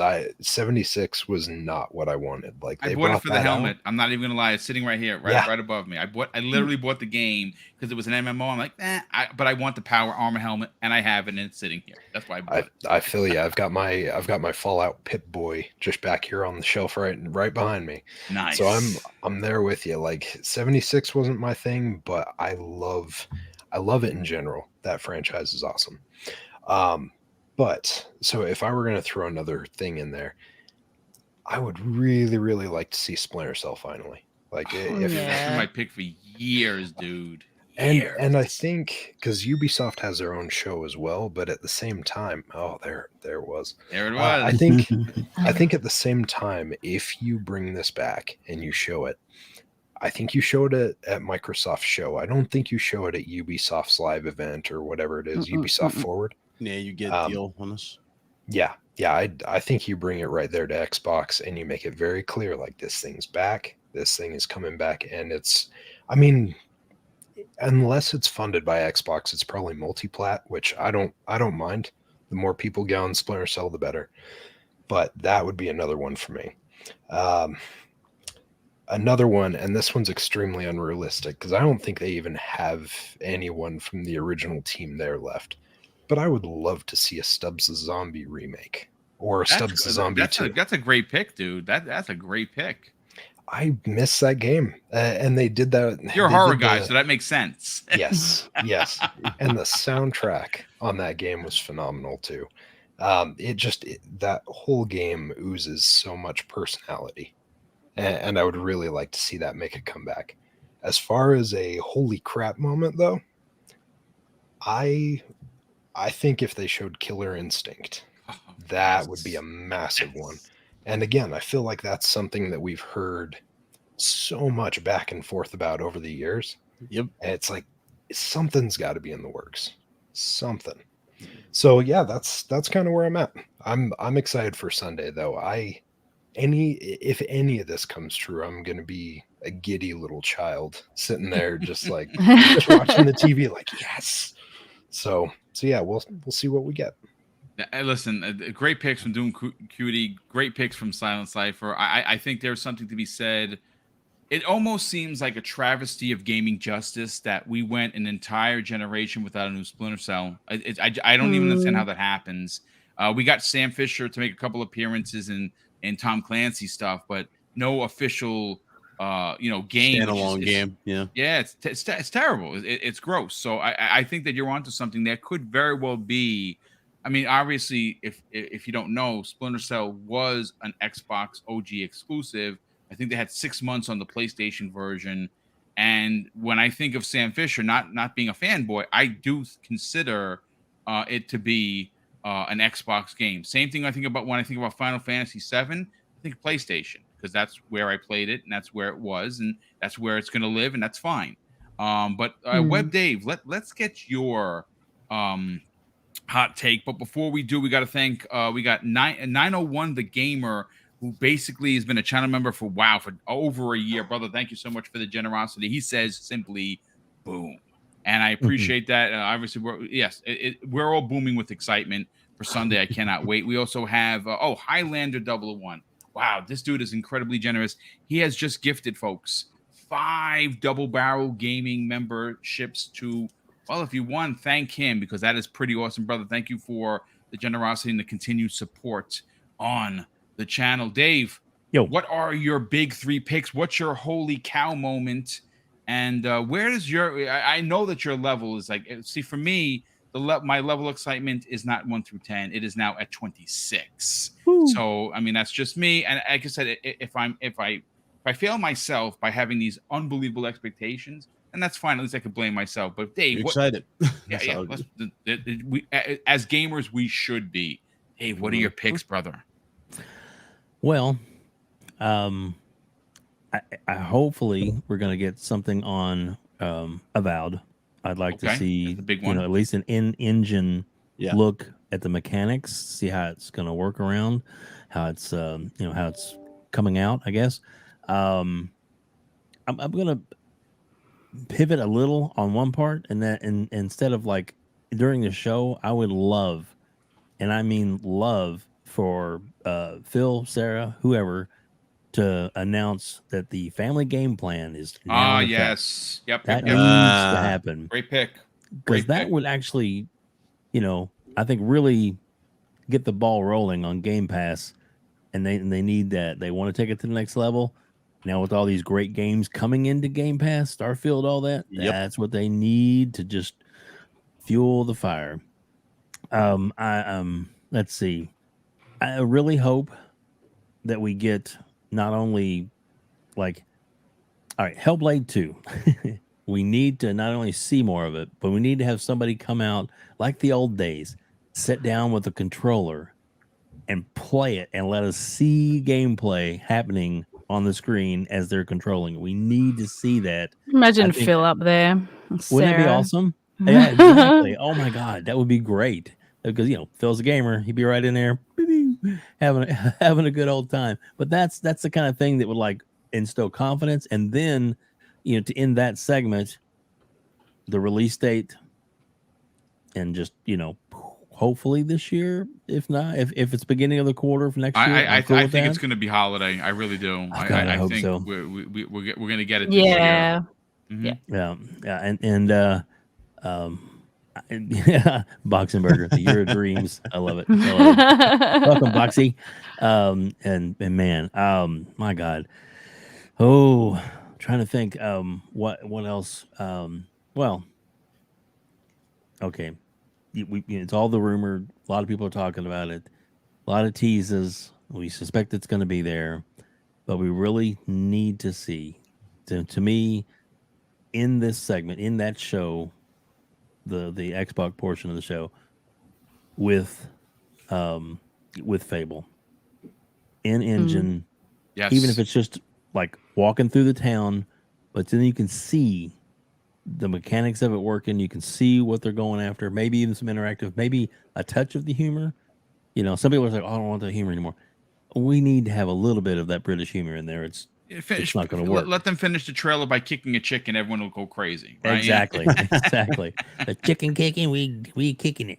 So yeah, it's definitely something that we need to. And my big wow moment, the hopefully to end all be all would be during the Starfield segment of the show, would be that they come out and they say on the Series X performance mode, 60 frames per second. Yeah, I have a feeling that's going to be. I think they're going to have both. Yeah, you're going to have the 4K 30, and you're going to have the 1440p 60. I have no doubt. And to me, that would be like, ooh, that would shut a lot of mouths up. Yep. So, not exactly too exciting or off the rails or crazy, but yeah. Listen, and of course, Killer Instinct would be fantastic too. Yeah. If they do the Killer Instinct, they need to make it 120 frames per second. Liquid smooth animation. I mean, the old games are great, the one we have now, but it's so, to me, it's so choppy and beep, beep, beep, beep. It's like, man, I want it to be just like you have some kind of motion capture suit, just just saying. I know. Well, I mean, look, again, PTSD. I thought for sure the way that Ed Boon has been teasing Killer Instinct for years. I mean, he's been doing this since 2015. I thought for sure that he was involved. I don't think he is. Maximilian Dude last year did a stream that I was a part of that was amazing, where he suggested that it would go to Bandai Namco. That's the rumor, that in partnership with Xbox Game Studio, Bandai Namco is going to make the next Killer Instinct, but they're going to also get help from Guilty Gear Maker, which would be amazing. Obviously, Guilty Gear is a big franchise. Blaze Blue is a big franchise. Arc System Works, they just know what they're doing. Yeah. And if what he said, last year comes to fruition, and it is, Killer Instinct 2 is reimagined or relaunched under the tutelage of both Bandai Namco and Arc System Works, that would be crazy. Yeah. One clarification on that, because somebody in the chat was like, my TV doesn't go up that high. As long as it has the option to go to 120, that would be great. Obviously, it would still. It's probably going to run in 60 frames 30. and just give people with the capability, the technology capability to run it at a higher frame rate. That's fine. It's always going to run at 60, but I mean, great picks, dude. I think that, again, Thanks, that's what excites you, and that's awesome. Boxenberger drops a very generous £2 super chat and says, "Has there ever been more hype for a show? Hashtag Year of Dreams." No, I don't think there has been, at least not for Xbox. And I think they have a real shot here to overshadow both Sony and Keighley. And like I said, I think that the confidence, you're starting to see a lot of confidence build, not only through Xbox and their executives, but through the community. Because like I said, Sony's show was, for me, as a Sony guy who appreciates their first party, who owns a PS5 for first party exclusives, I was incredibly disappointed. And then, of course, Keighley's show, I enjoyed it from a third party perspective, but a lot of people were like, it was mid 6, 7.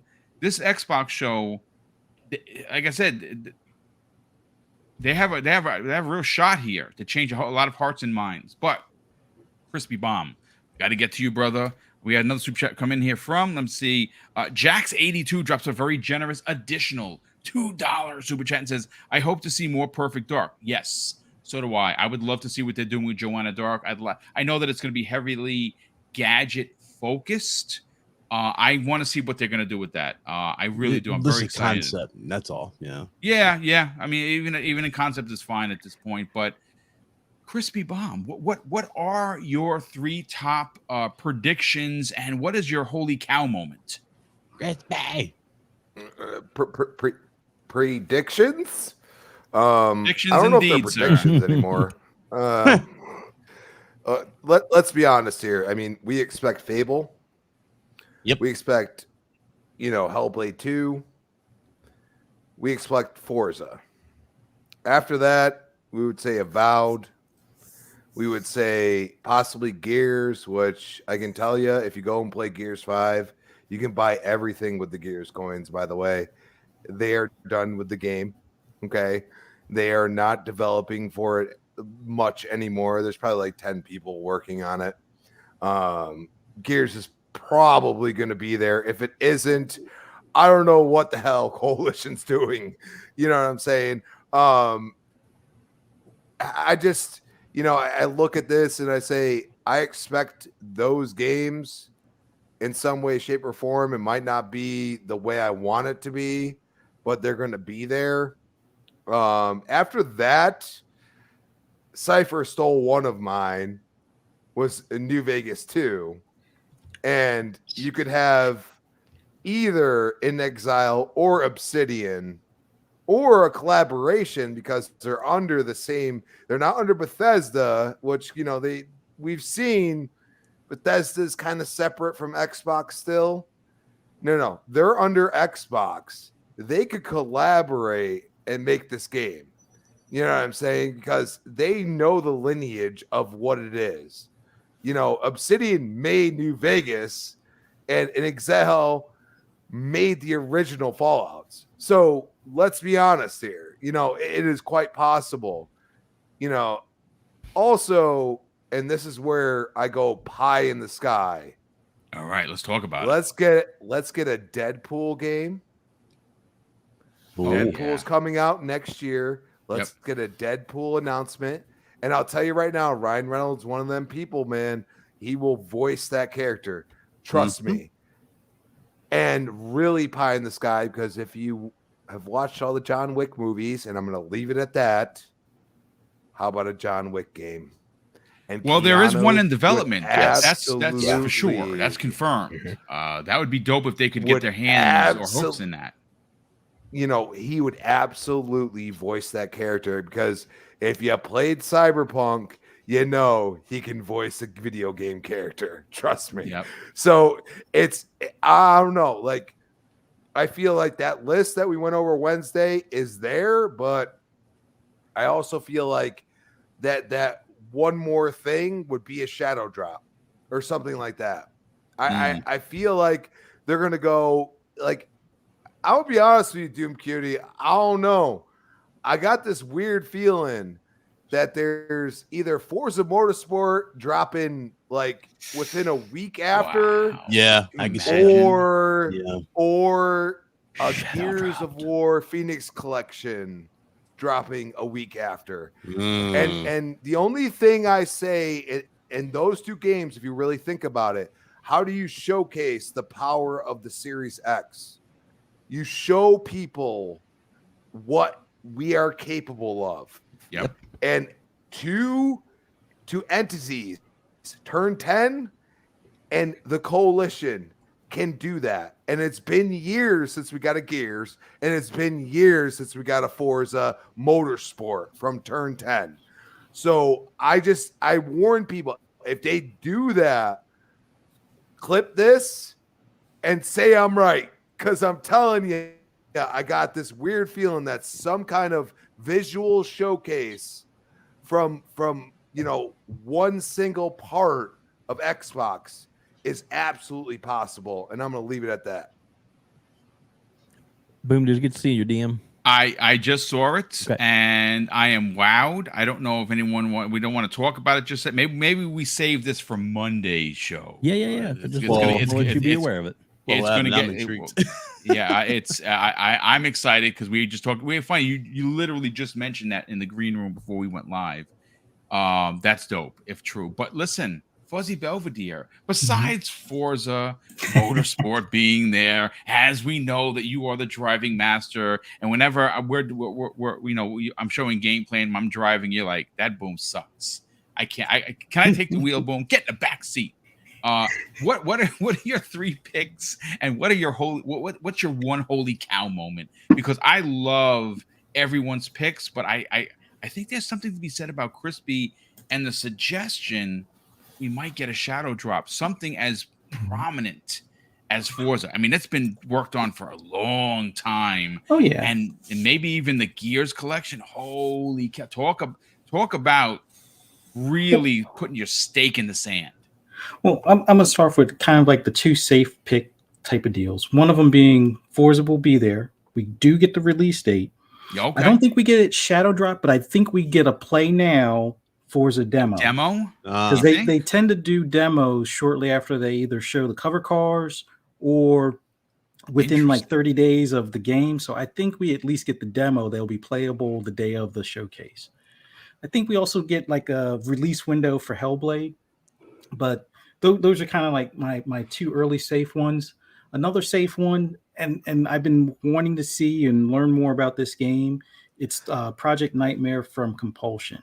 And the fact that they're not going to do CGI, I'm hoping we get to see some like either in-engine or something along those lines as far as gameplay to kind of get an idea of what this game is. Because at least the initial like conversation that Jez had about that game is really interesting to me. It's like located in Louisiana, possibly like dark magic or voodoo. Kind of want to see what this is going to look like. Definitely want to see that at the showcase.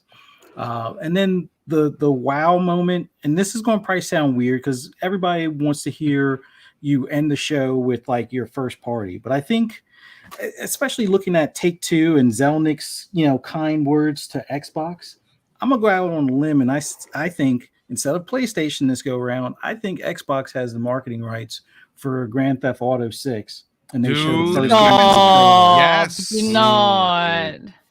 and that's Do how they not ended even it for the Starfield. Here's the thing. Do not get my hopes like I that, can see it. Fuzzy. Oh my Zelnick's been god. real nice. I'm just saying. I gotta say, look, I'll admit, Fuzzy, I have been super critical of Xbox and the way that they don't market Zeitgeist IP. And I mean Star Wars, DC, Marvel, Hogwarts, Harry Potter, you name it. They normally won't. They don't want to spend the money. Yeah. And to some extent, I get it, but it hurts the brand, because if you look at when Sony was posting these 400% increases in hardware sales, the top 5 games that were on the list for games sold to PlayStation 5 to owners of their new consoles were all Zeitgeist titles, Grand Theft Auto 5 being one of them. So in my mind, we know that they're very, very close with 2K. Yeah. We know that Phil and the head of 2K are very good friends. If you're going to get just one, freaking marketing deal and you want to close out the show with a punch to the face of the entire industry, Phil Spencer walks out on stage and says this, folks, hey, listen, that's going to do it for us. We hope that you enjoyed the show, but we got one more thing for you. I want to introduce a good friend of mine, head of 2K, walks out and he says, listen, folks, I know you've been asking and you want to see, we're not ready to show Grand Theft Auto 6, but we do have a trailer, an announcement trailer, and in partnership with Xbox, here you go. And it goes to black. And after that, the market, again, they're not going to have it exclusive. It's not going to be in the Game Pass because that would be billions. Way. But no way. Not the same year as Starfield. It's fairy tale. Not the same year as Starfield. You guys are dreaming. It's fairy tale. Way. But it would stop the industry in its tracks, because remember, Starfield is going to have their own thing, and I don't know. It's silly. It is definitely silly, but No, but I figure if we're going to go out on a limb, that's the way you go. That's the one. I mean, yeah, that's how you put people in comas. But look, people would love it. Now, people would love it. Everybody now, one oddball thing I did, and I thought that this would be another thing that they would try and do, and especially after Aaron Greenberg said that they won't do any movie trailers or anything like that, I thought that they would troll us with Indiana Jones. Like, they're going to show us gameplay, but at first, because of the gameplay being like an in-engine thing, they have it mimic the way a movie trailer would be, but it's actually the gameplay. And then they make mention at the end, oh yeah, also available in theaters, in the next week or two or something like that. But it'd actually be gameplay of the game that they're working on, or that Machine Games is working on. So they've been not known to troll us in cases like that, but I could totally, after the year that they've been having, I could totally see them stepping up their comedy and trolling factor to some extent by doing something like that. Yeah, I mean, it's all great picks, brother. I love them. And again, I know that we're off the Grand Theft Auto. The thing is, I don't even think 2K needs anyone to market the game. The game is going to sell a bazillion copies. Yeah, that could be one Twitter post and blow up. But if Microsoft did get the marketing for the one, like the one ring, it would be that. Listen, let's bring in BitCloud and get his take on this. But before we do, and then we're gonna get to outros, folks. Got to thank two people that just dropped super chats. Hot Grizz 910 drops very generous $5 super chat and says, "How about Microsoft fund Square to make a Chrono Trigger remake?" I would love a Chrono Trigger remake, but Square they're just weird, man. The Square is like on the verge of fully being one PlayStation at this point. That's how it really feels. Like, if you really want that, they should just acquire them at this point, because they act as if Xbox doesn't exist. So I would love a Chrono Trigger remake, but I don't think it would ever happen, unfortunately. But it would happen for Sony for sure, but not for Xbox.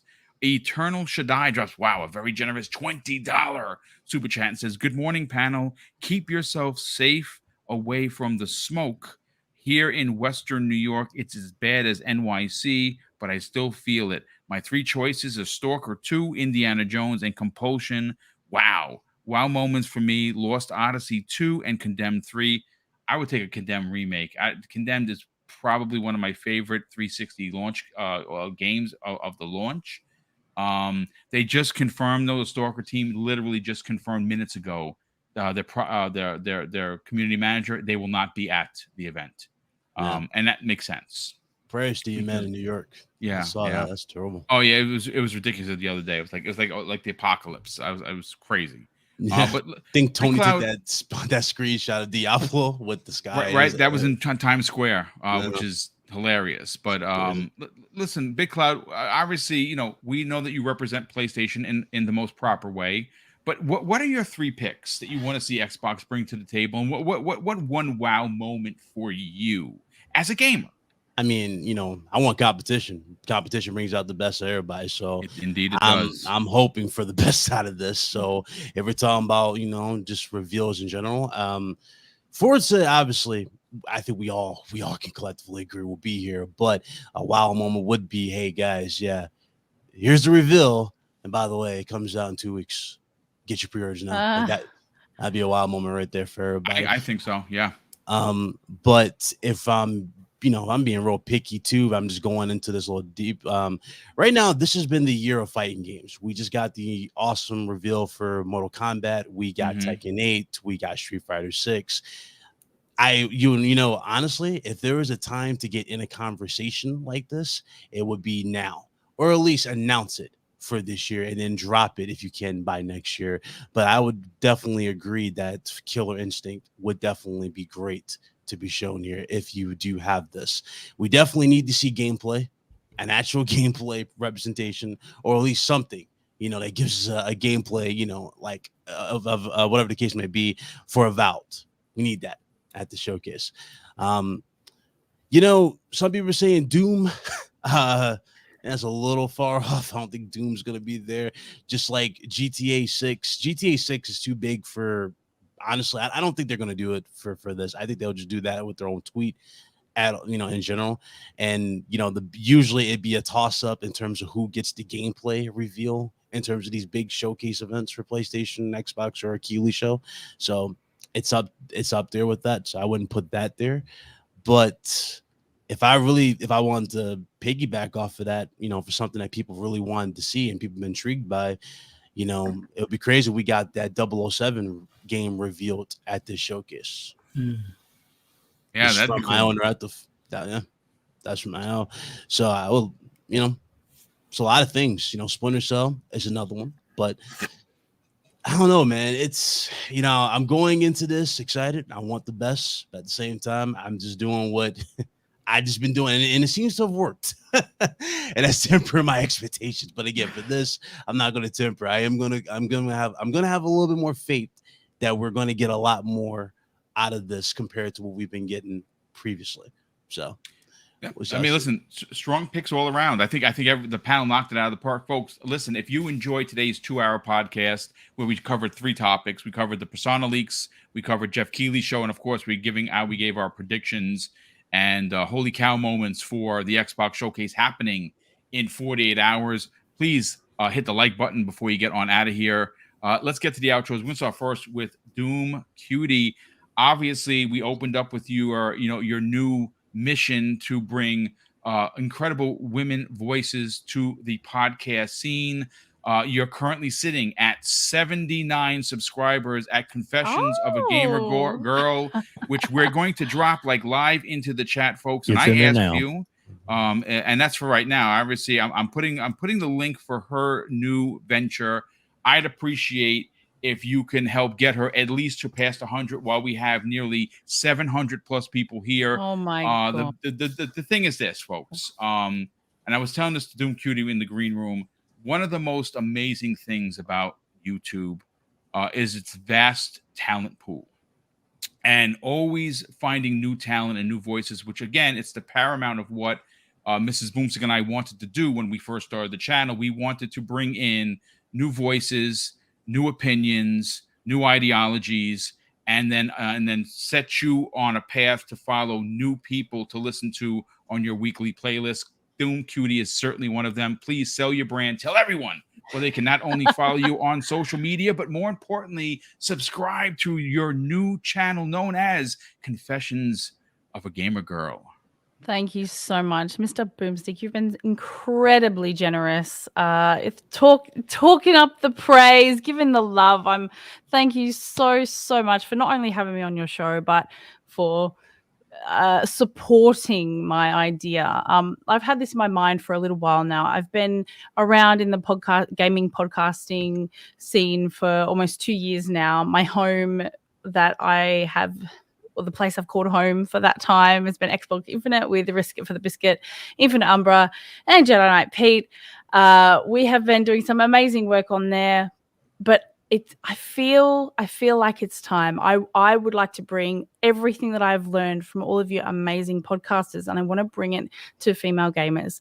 I want to have this time to not only talk about games, celebrate women pioneers in both the industry and the community. I want to give them a platform to talk and just enthuse and just really have the best time and not feel like, I can tell you right now, it's very, very, like, back when I first started, it was really intense being on panels with only men.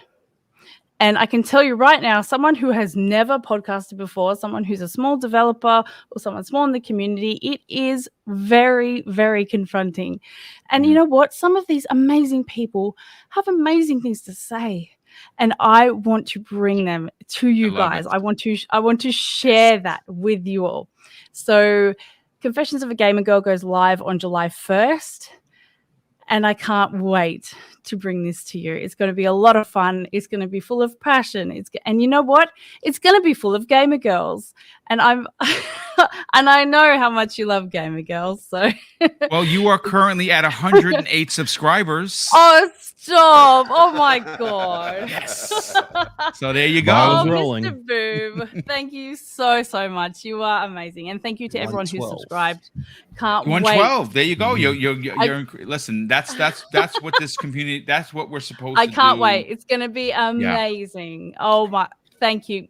I love you. Thank you so much. And I will be in the chat for your first podcast. And again, if you can get who you said who reached out to you, I don't know if you said that live on the air, so I don't want to spoil it, but if you can get said person, wow, she is amazing. But listen, congratulations on this new venture. I think the idea of bringing women voices to a very, very, very male-dominated podcasting scene is triumphant in itself. I think that you have an incredible dynamite personality that's going to push and raise up your co-hosts with you, and I think ultimately you're going to succeed. And again, I told you in the green room, podcasting is, at least for me, is all about being transparent. It's about presenting honesty and integrity while you're on the air, and being truthful and faithful to your audience that is eventually going to sub your channel.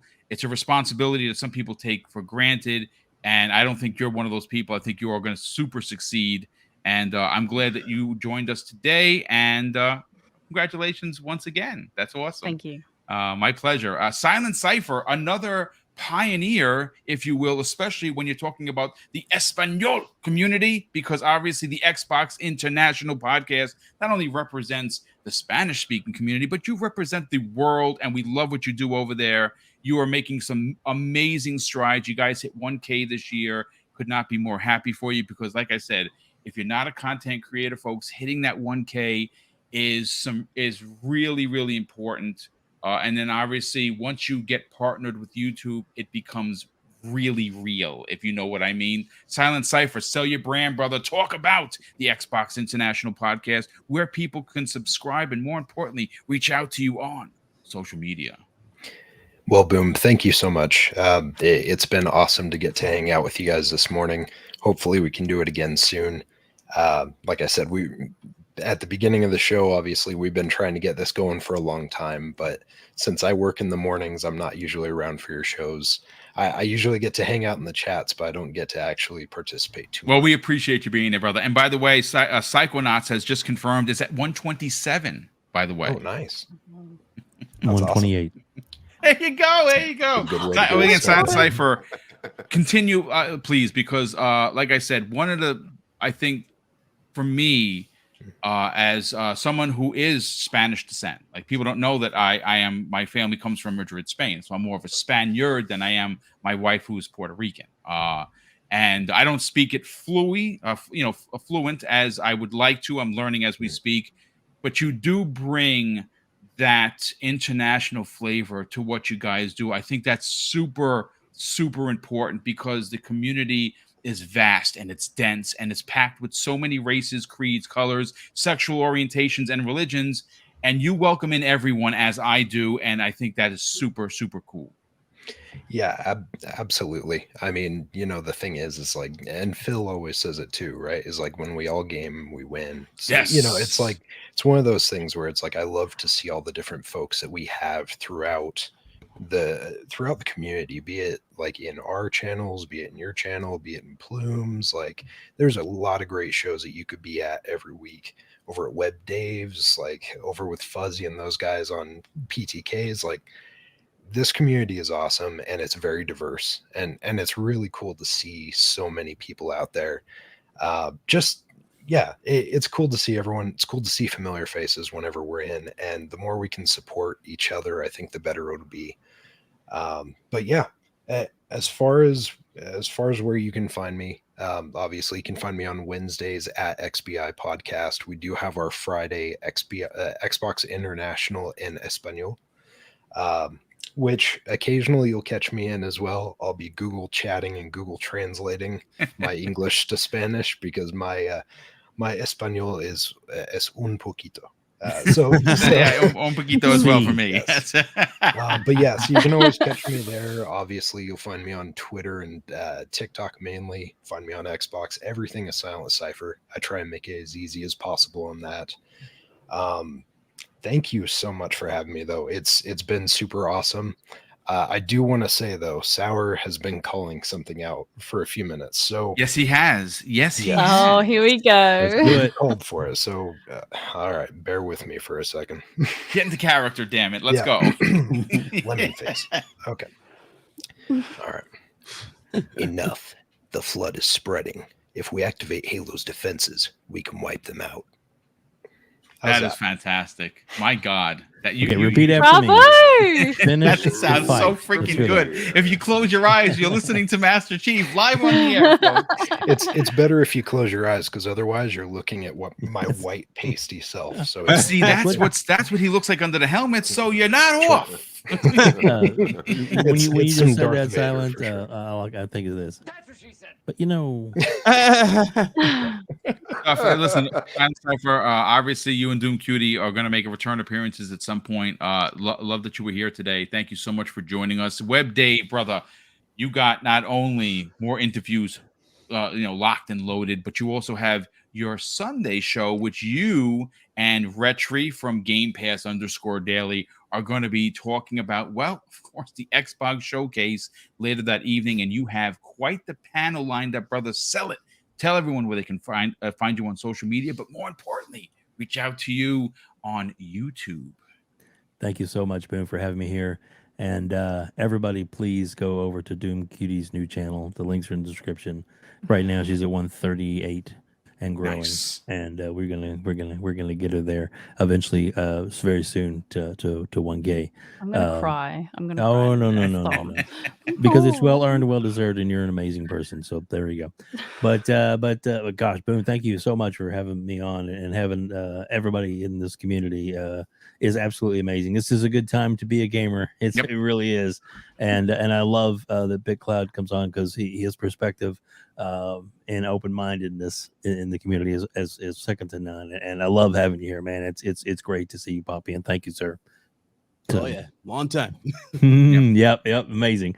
But I do have let's see, Redders is gonna be his episode is gonna drop this week coming up. The episode that's up right now that I have an interview with is Asa from Game On Daily. It's a really good one. And then this Sunday's show, it's a regularly scheduled show time, so we got lucky, and we're very blessed to have with us Dirt Gridity, and Yes. also The Phil one, the Spencer's only. best friend, Tim Dog, is going to be there Yes. as well. So it's going to be a hell of a show, and those guys are both fired up and ready to talk gaming. Could possibly we've got our buddy Sculsy has just reached back out to me, and he gonna maybe try and make a jump in appearance because he's gonna be pretty high on Starfield, that's for sure. Oh, indeed. So Yeah. if he gets to make it, that's great. If he doesn't, I know he's gonna be back on here pretty soon. And gosh, man, thanks everybody, and Fuzzy and Crispy, you guys are amazing. I love you guys. Well, we love you too, Dave, and we appreciate the passion and the work that you do in the community. Crispy Bomb. Well, listen, you don't have to sell your brand, because if you're not down with Crispy, then you're not down with anybody. Brother, talk about where people can find you on social media if they want to strike up a conversation. More importantly, what else you got going on besides Breakfast with Boom? Cypher, Doom Cutie. I mean, come on. Like, she nailed it at the end. Come on, let's be honest here. I mean, perfect. Like, you know what? If you're a gamer girl, by all means, we want more, women in gaming. We want more voices. Yeah, hashtag women in gaming. Honest. That's right. Go. Diversity Okay, is let's key to innovation. Let's be honest here, but it's at Chris Baum on Twitter, Chris Baum 28 Xbox Live, and yeah, I'm going on vacation right after the show. Nice. I don't know where I'll be. It's one of those things. Like, I will watch the show, and I mean, if somebody invites me, I will join. Check I've your had inbox, multiple brother. people. I've had multiple people tell me I should have my own channel at this point. Which Someone actually just said that in the chat. Let me see if I can find it. Tell him to make his own channel, damn it. I appreciate it. I have certain obligations to get that channel running. I do have that thought in my head. I will tell the fans of me that, but really it comes down to the content creators, the ones that put my voice out there, and I appreciate you all. That includes Boom, and Doom Cutie is trying to do it for the women gamers that really she's trying to pull them out of there and say, hey, you can talk to. Yeah. Go subscribe to her channel. I mean, Yep. I have been subscribed to Grown Woman Gaming, which was like OG Great status. podcast. It kind of, Yeah. it kind of went away a little bit in a way. But if you really think about it, like, my girlfriend, she is a gamer. She might be playing on her phone half the time, but she is. Okay, like that's a gamer. Okay, That's still a gamer. Yeah. That's right. She will go between multiple different, gaming apps and everything else. She'll go from Candy Crush to whatever, and she makes me look stupid. Okay, like she still whoops my butt. She still whoops my butt in MK11, people. Okay, if she plays this Jade, she is going to whoop my butt. I'm just saying. So, you better prepare for MK1. Girls that are gamers are just as good as us, people. Lady Foxfire a couple of nights ago just carried me through many games. Okay, Yep. Gears fanatic too. Yep. And I trust me, she is way better than me. But that's where I go and say, like, dude, like, we are all gamers, but also, like, having a certain aspect. Don't take the words out of context. You're just trying to, bring light to the situation. So I appreciate you, Doom Cutie. You were actually more hard than I would be on, like, the Summer Game Fest and stuff. So it is a pleasure. I mean, we have podcasted once before, so I'll say that. It was on Risket's channel. Yeah. So, it's one of those things, like, go support her. Let's put the eyes on that. I mean, oh my God. At the end of the day, we're all gamers and we love it. So, now, I got Xbox so the whole gamers hold The line. Hold the line, That is folks. all. There you go. Hold Hey, the listen, line. Mr. Badbit is in the chat. Mr. Badbit, Joe, you got to get on my show, brother. I missed that. That's my little brother. Not really, but he's my little brother. And I love that guy. Yeah, hold the line. Oh my god! So, Fuzzy Yes. Belvedere, come on, sell your brand, brother. We got to get you to 1K as well. You do an amazing job, not only on this show, on many shows, but you do an outstanding job breaking down Forza Motorsport, Forza Horizon, and pretty much anything racing. Talk about where the best place for, of course, anything and everything racing on your own YouTube channel, and where can people reach out to you on social media? Just as always, want to thank you for having me on here. It's always awesome being on Breakfast with Boom here on Friday mornings. Awesome guests, Silent Cypher and Doom Q. You guys are awesome. And then always having Mr. No, I was about to misspeak there. BitClown, having you on here. Get your bits right. Give me bits. Get your bits right. It's always great having you on here in the morning, man. I know you got a busy schedule, but it's always great having you with us here. You have bad bit. You have the bad bits. Then Corey. I mean, he just confirmed on the better bit. So you got the better bit and you got the bad bit. There you go. He's in the chat. That works. That works. And then, as always great being on here with Crispy, Dave, and Mr. BoomStick. Always love having you guys, give your feedback on gaming and everything like that, and helping me along as far as, content creation and stuff. And for those that want to hear my rambles and rants on anything gaming related, just follow me on Twitter at @fuzzy_Belvedere. You can also find me on Xbox Ultimate later on tonight on Fun Speculations channel. No Shop podcast this Saturday. PTK. He's enjoying himself as he should. That's right. He's over there in LA right now as we speak. Yeah, so we're going to have I'll probably be on someone's awesome watch party. I'm definitely going to be checking out the showcase. Definitely looking forward to it. And then everybody, expect you guys to be here on Monday at noon for Xbox lunch break special. Look forward to seeing you 12 noon on Monday. Oh yeah, we're gonna have a lot to get into. That's gonna also be a fun show. Actually, I have someone that's gonna be joining us that reached out to me for the first time. Another voice I'm going to introduce. I actually was just talking with him in the DM. I'll put that on the socials later on. I'm excited to have him. He actually does a channel with his entire family, which I think is freaking awesome. Real quick, shout out to Hopper03. Says, "Boom, you're a legend, mate," and that's very kind of you to say. But listen, I'm just doing what good community members are supposed to do, and that is lift up others around me. That's the name of the game. That's how I did as a cop, folks. I was known as Officer Friendly on my beat because everyone matters. Everyone has always mattered to me, and everyone in this community, regardless of what console you decide to play, you matter to me as well. But listen, 2 more super chats. Yeah. Oh, okay. So I'll get to those. But BitCloud, brother, it's so awesome to have you join us, even if it's for a little bit. I miss the heck out of you. Sell your brand. Please talk about one of the best and most represented or well-represented PlayStation-centric podcasts outside, of course, of Mr. Badbit himself with the Trophy Room. Sell it. Where can people subscribe? Where can people get honest and sometimes critical opinions about Sony? And where can people reach out to you on social media? Oh yeah, man, it's definitely long overdue. It's been months. So I was like, damn, I ain't talked to Boom in how long? I was like, wait, I'm up. I looked at the clock. I was like, wait, I'm actually up on time. Hold on, let me check this. And there you guys are live. So yeah, I had to pull up.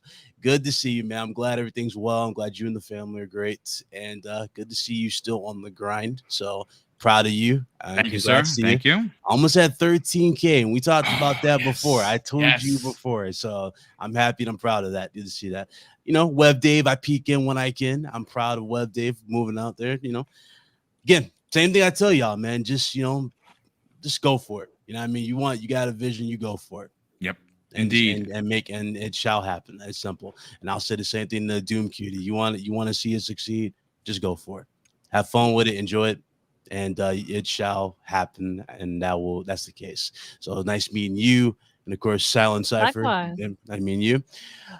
Crispy, I'm surprised he's alive. I rarely see Crispy. He disappeared on me. He's AFK everywhere. He only hits me up. He only hits me up when I get into spicy drum. Nah, blah, blah, blah. Shout out to Crispy and Fuzzy. But you guys can find me, lordsgaming.net. I'm a writer there. You guys can find me on my channel, Big Cloud Gaming, RGT Podcast. Yes, we do this every Friday, 5 p.m. Eastern Standard Time. We're doing that today, so we're gonna have a lot of spice. Let's say I got a lot of spicy takes for PlayStation. So if you want to hear some slander, you can hear. Well, there's some more breaking news that you're going to talk about tonight, brother, because PlayStation has just confirmed they are not going to Gamescom. Woo! I got a lot to say.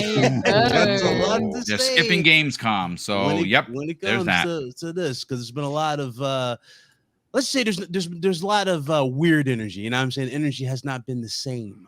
And Indeed. I talked to Crispy Bomb about this on a constant. If you want the best for one side and you quote unquote are preaching this, okay, I expect that same energy in your camp when things are not the same.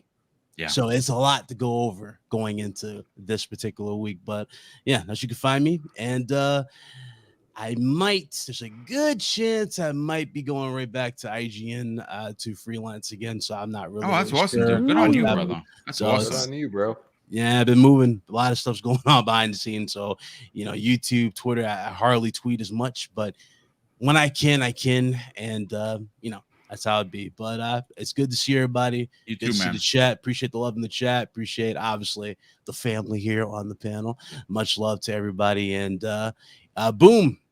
I'm gonna meet up with y'all either at Summer Games Fest or one of these. So let me know when you're going to one of these. We're gonna. I'm definitely. I put it this way. I didn't. We were going. E3 was canceled, and then obviously because I was going with Kay Asante, and we were gonna meet up with everyone, but it turned out that E3 canceled, so we went to just canceling our reserves.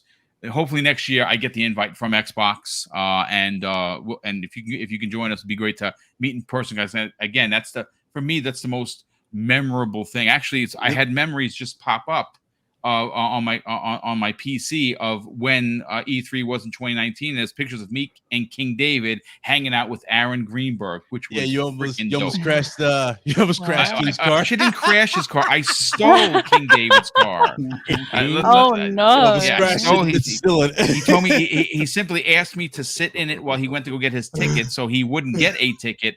And the popo came by, and I'm a New York police officer, retired now, and I didn't, I don't have the same clout as I would in New York, so they asked me to move, so I drove his whip around a couple of times, and he was like, "Boom, where'd you go?" I'm like, the cops asked me to move. He goes, but you could have flashed your shield, and I'm like, yeah, but I really wanted to drive your car, so I just moved. King's so there you go. Holding that line. Give me that car back.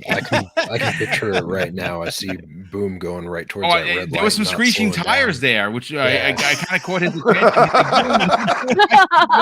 attention. He hammered the gas. Boom's cruising over to the red light. Oh, God. You're not kidding, but listen, before we get out of here, folks, and I do my last minute spiel, 2 super chats came in. Cyberblow 18 dropped to $2 super chat and says 343 likes. Someone downloading Halo again with the devil sign. That's for you, Silent Cypher. And Con Artistic, his picks dropped after dropping a very generous additional $10 super chat. Says, let's see, Summer Game Fest 7.5 out of 10. That's what I gave it. Xbox Showcase top 3 picks for him. Fable, Gears, Contraband, Holy Cow, Perfect Dark, new Cyberpunk download on Game Pass, new Sam Fisher Game Pass, and new Hideo Kojima. That would, if they show Overdose, that would be dope. But listen, folks, I cannot thank you. We had over 800 people here on Friday morning. A big thank you to continuing to have the channel grow. We have some crazy numbers as of late.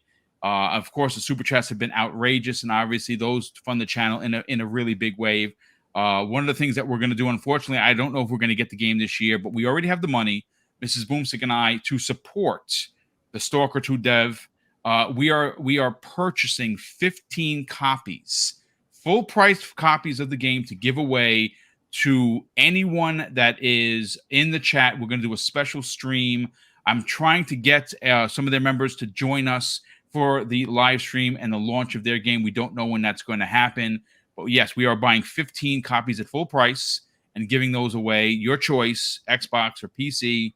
And we can't do that without the super chats and the channel memberships, along with the 3 big giveaways that we have towards the end of the year. Mrs. Boomstick's birthday bash, which again It's her birthday, but you guys get the prizes. Same thing with my birthday bash in September. And of course, for the Christmas or the holiday, the end of year holiday, wherever you celebrate, we're giving away $1,000 worth of gift cards.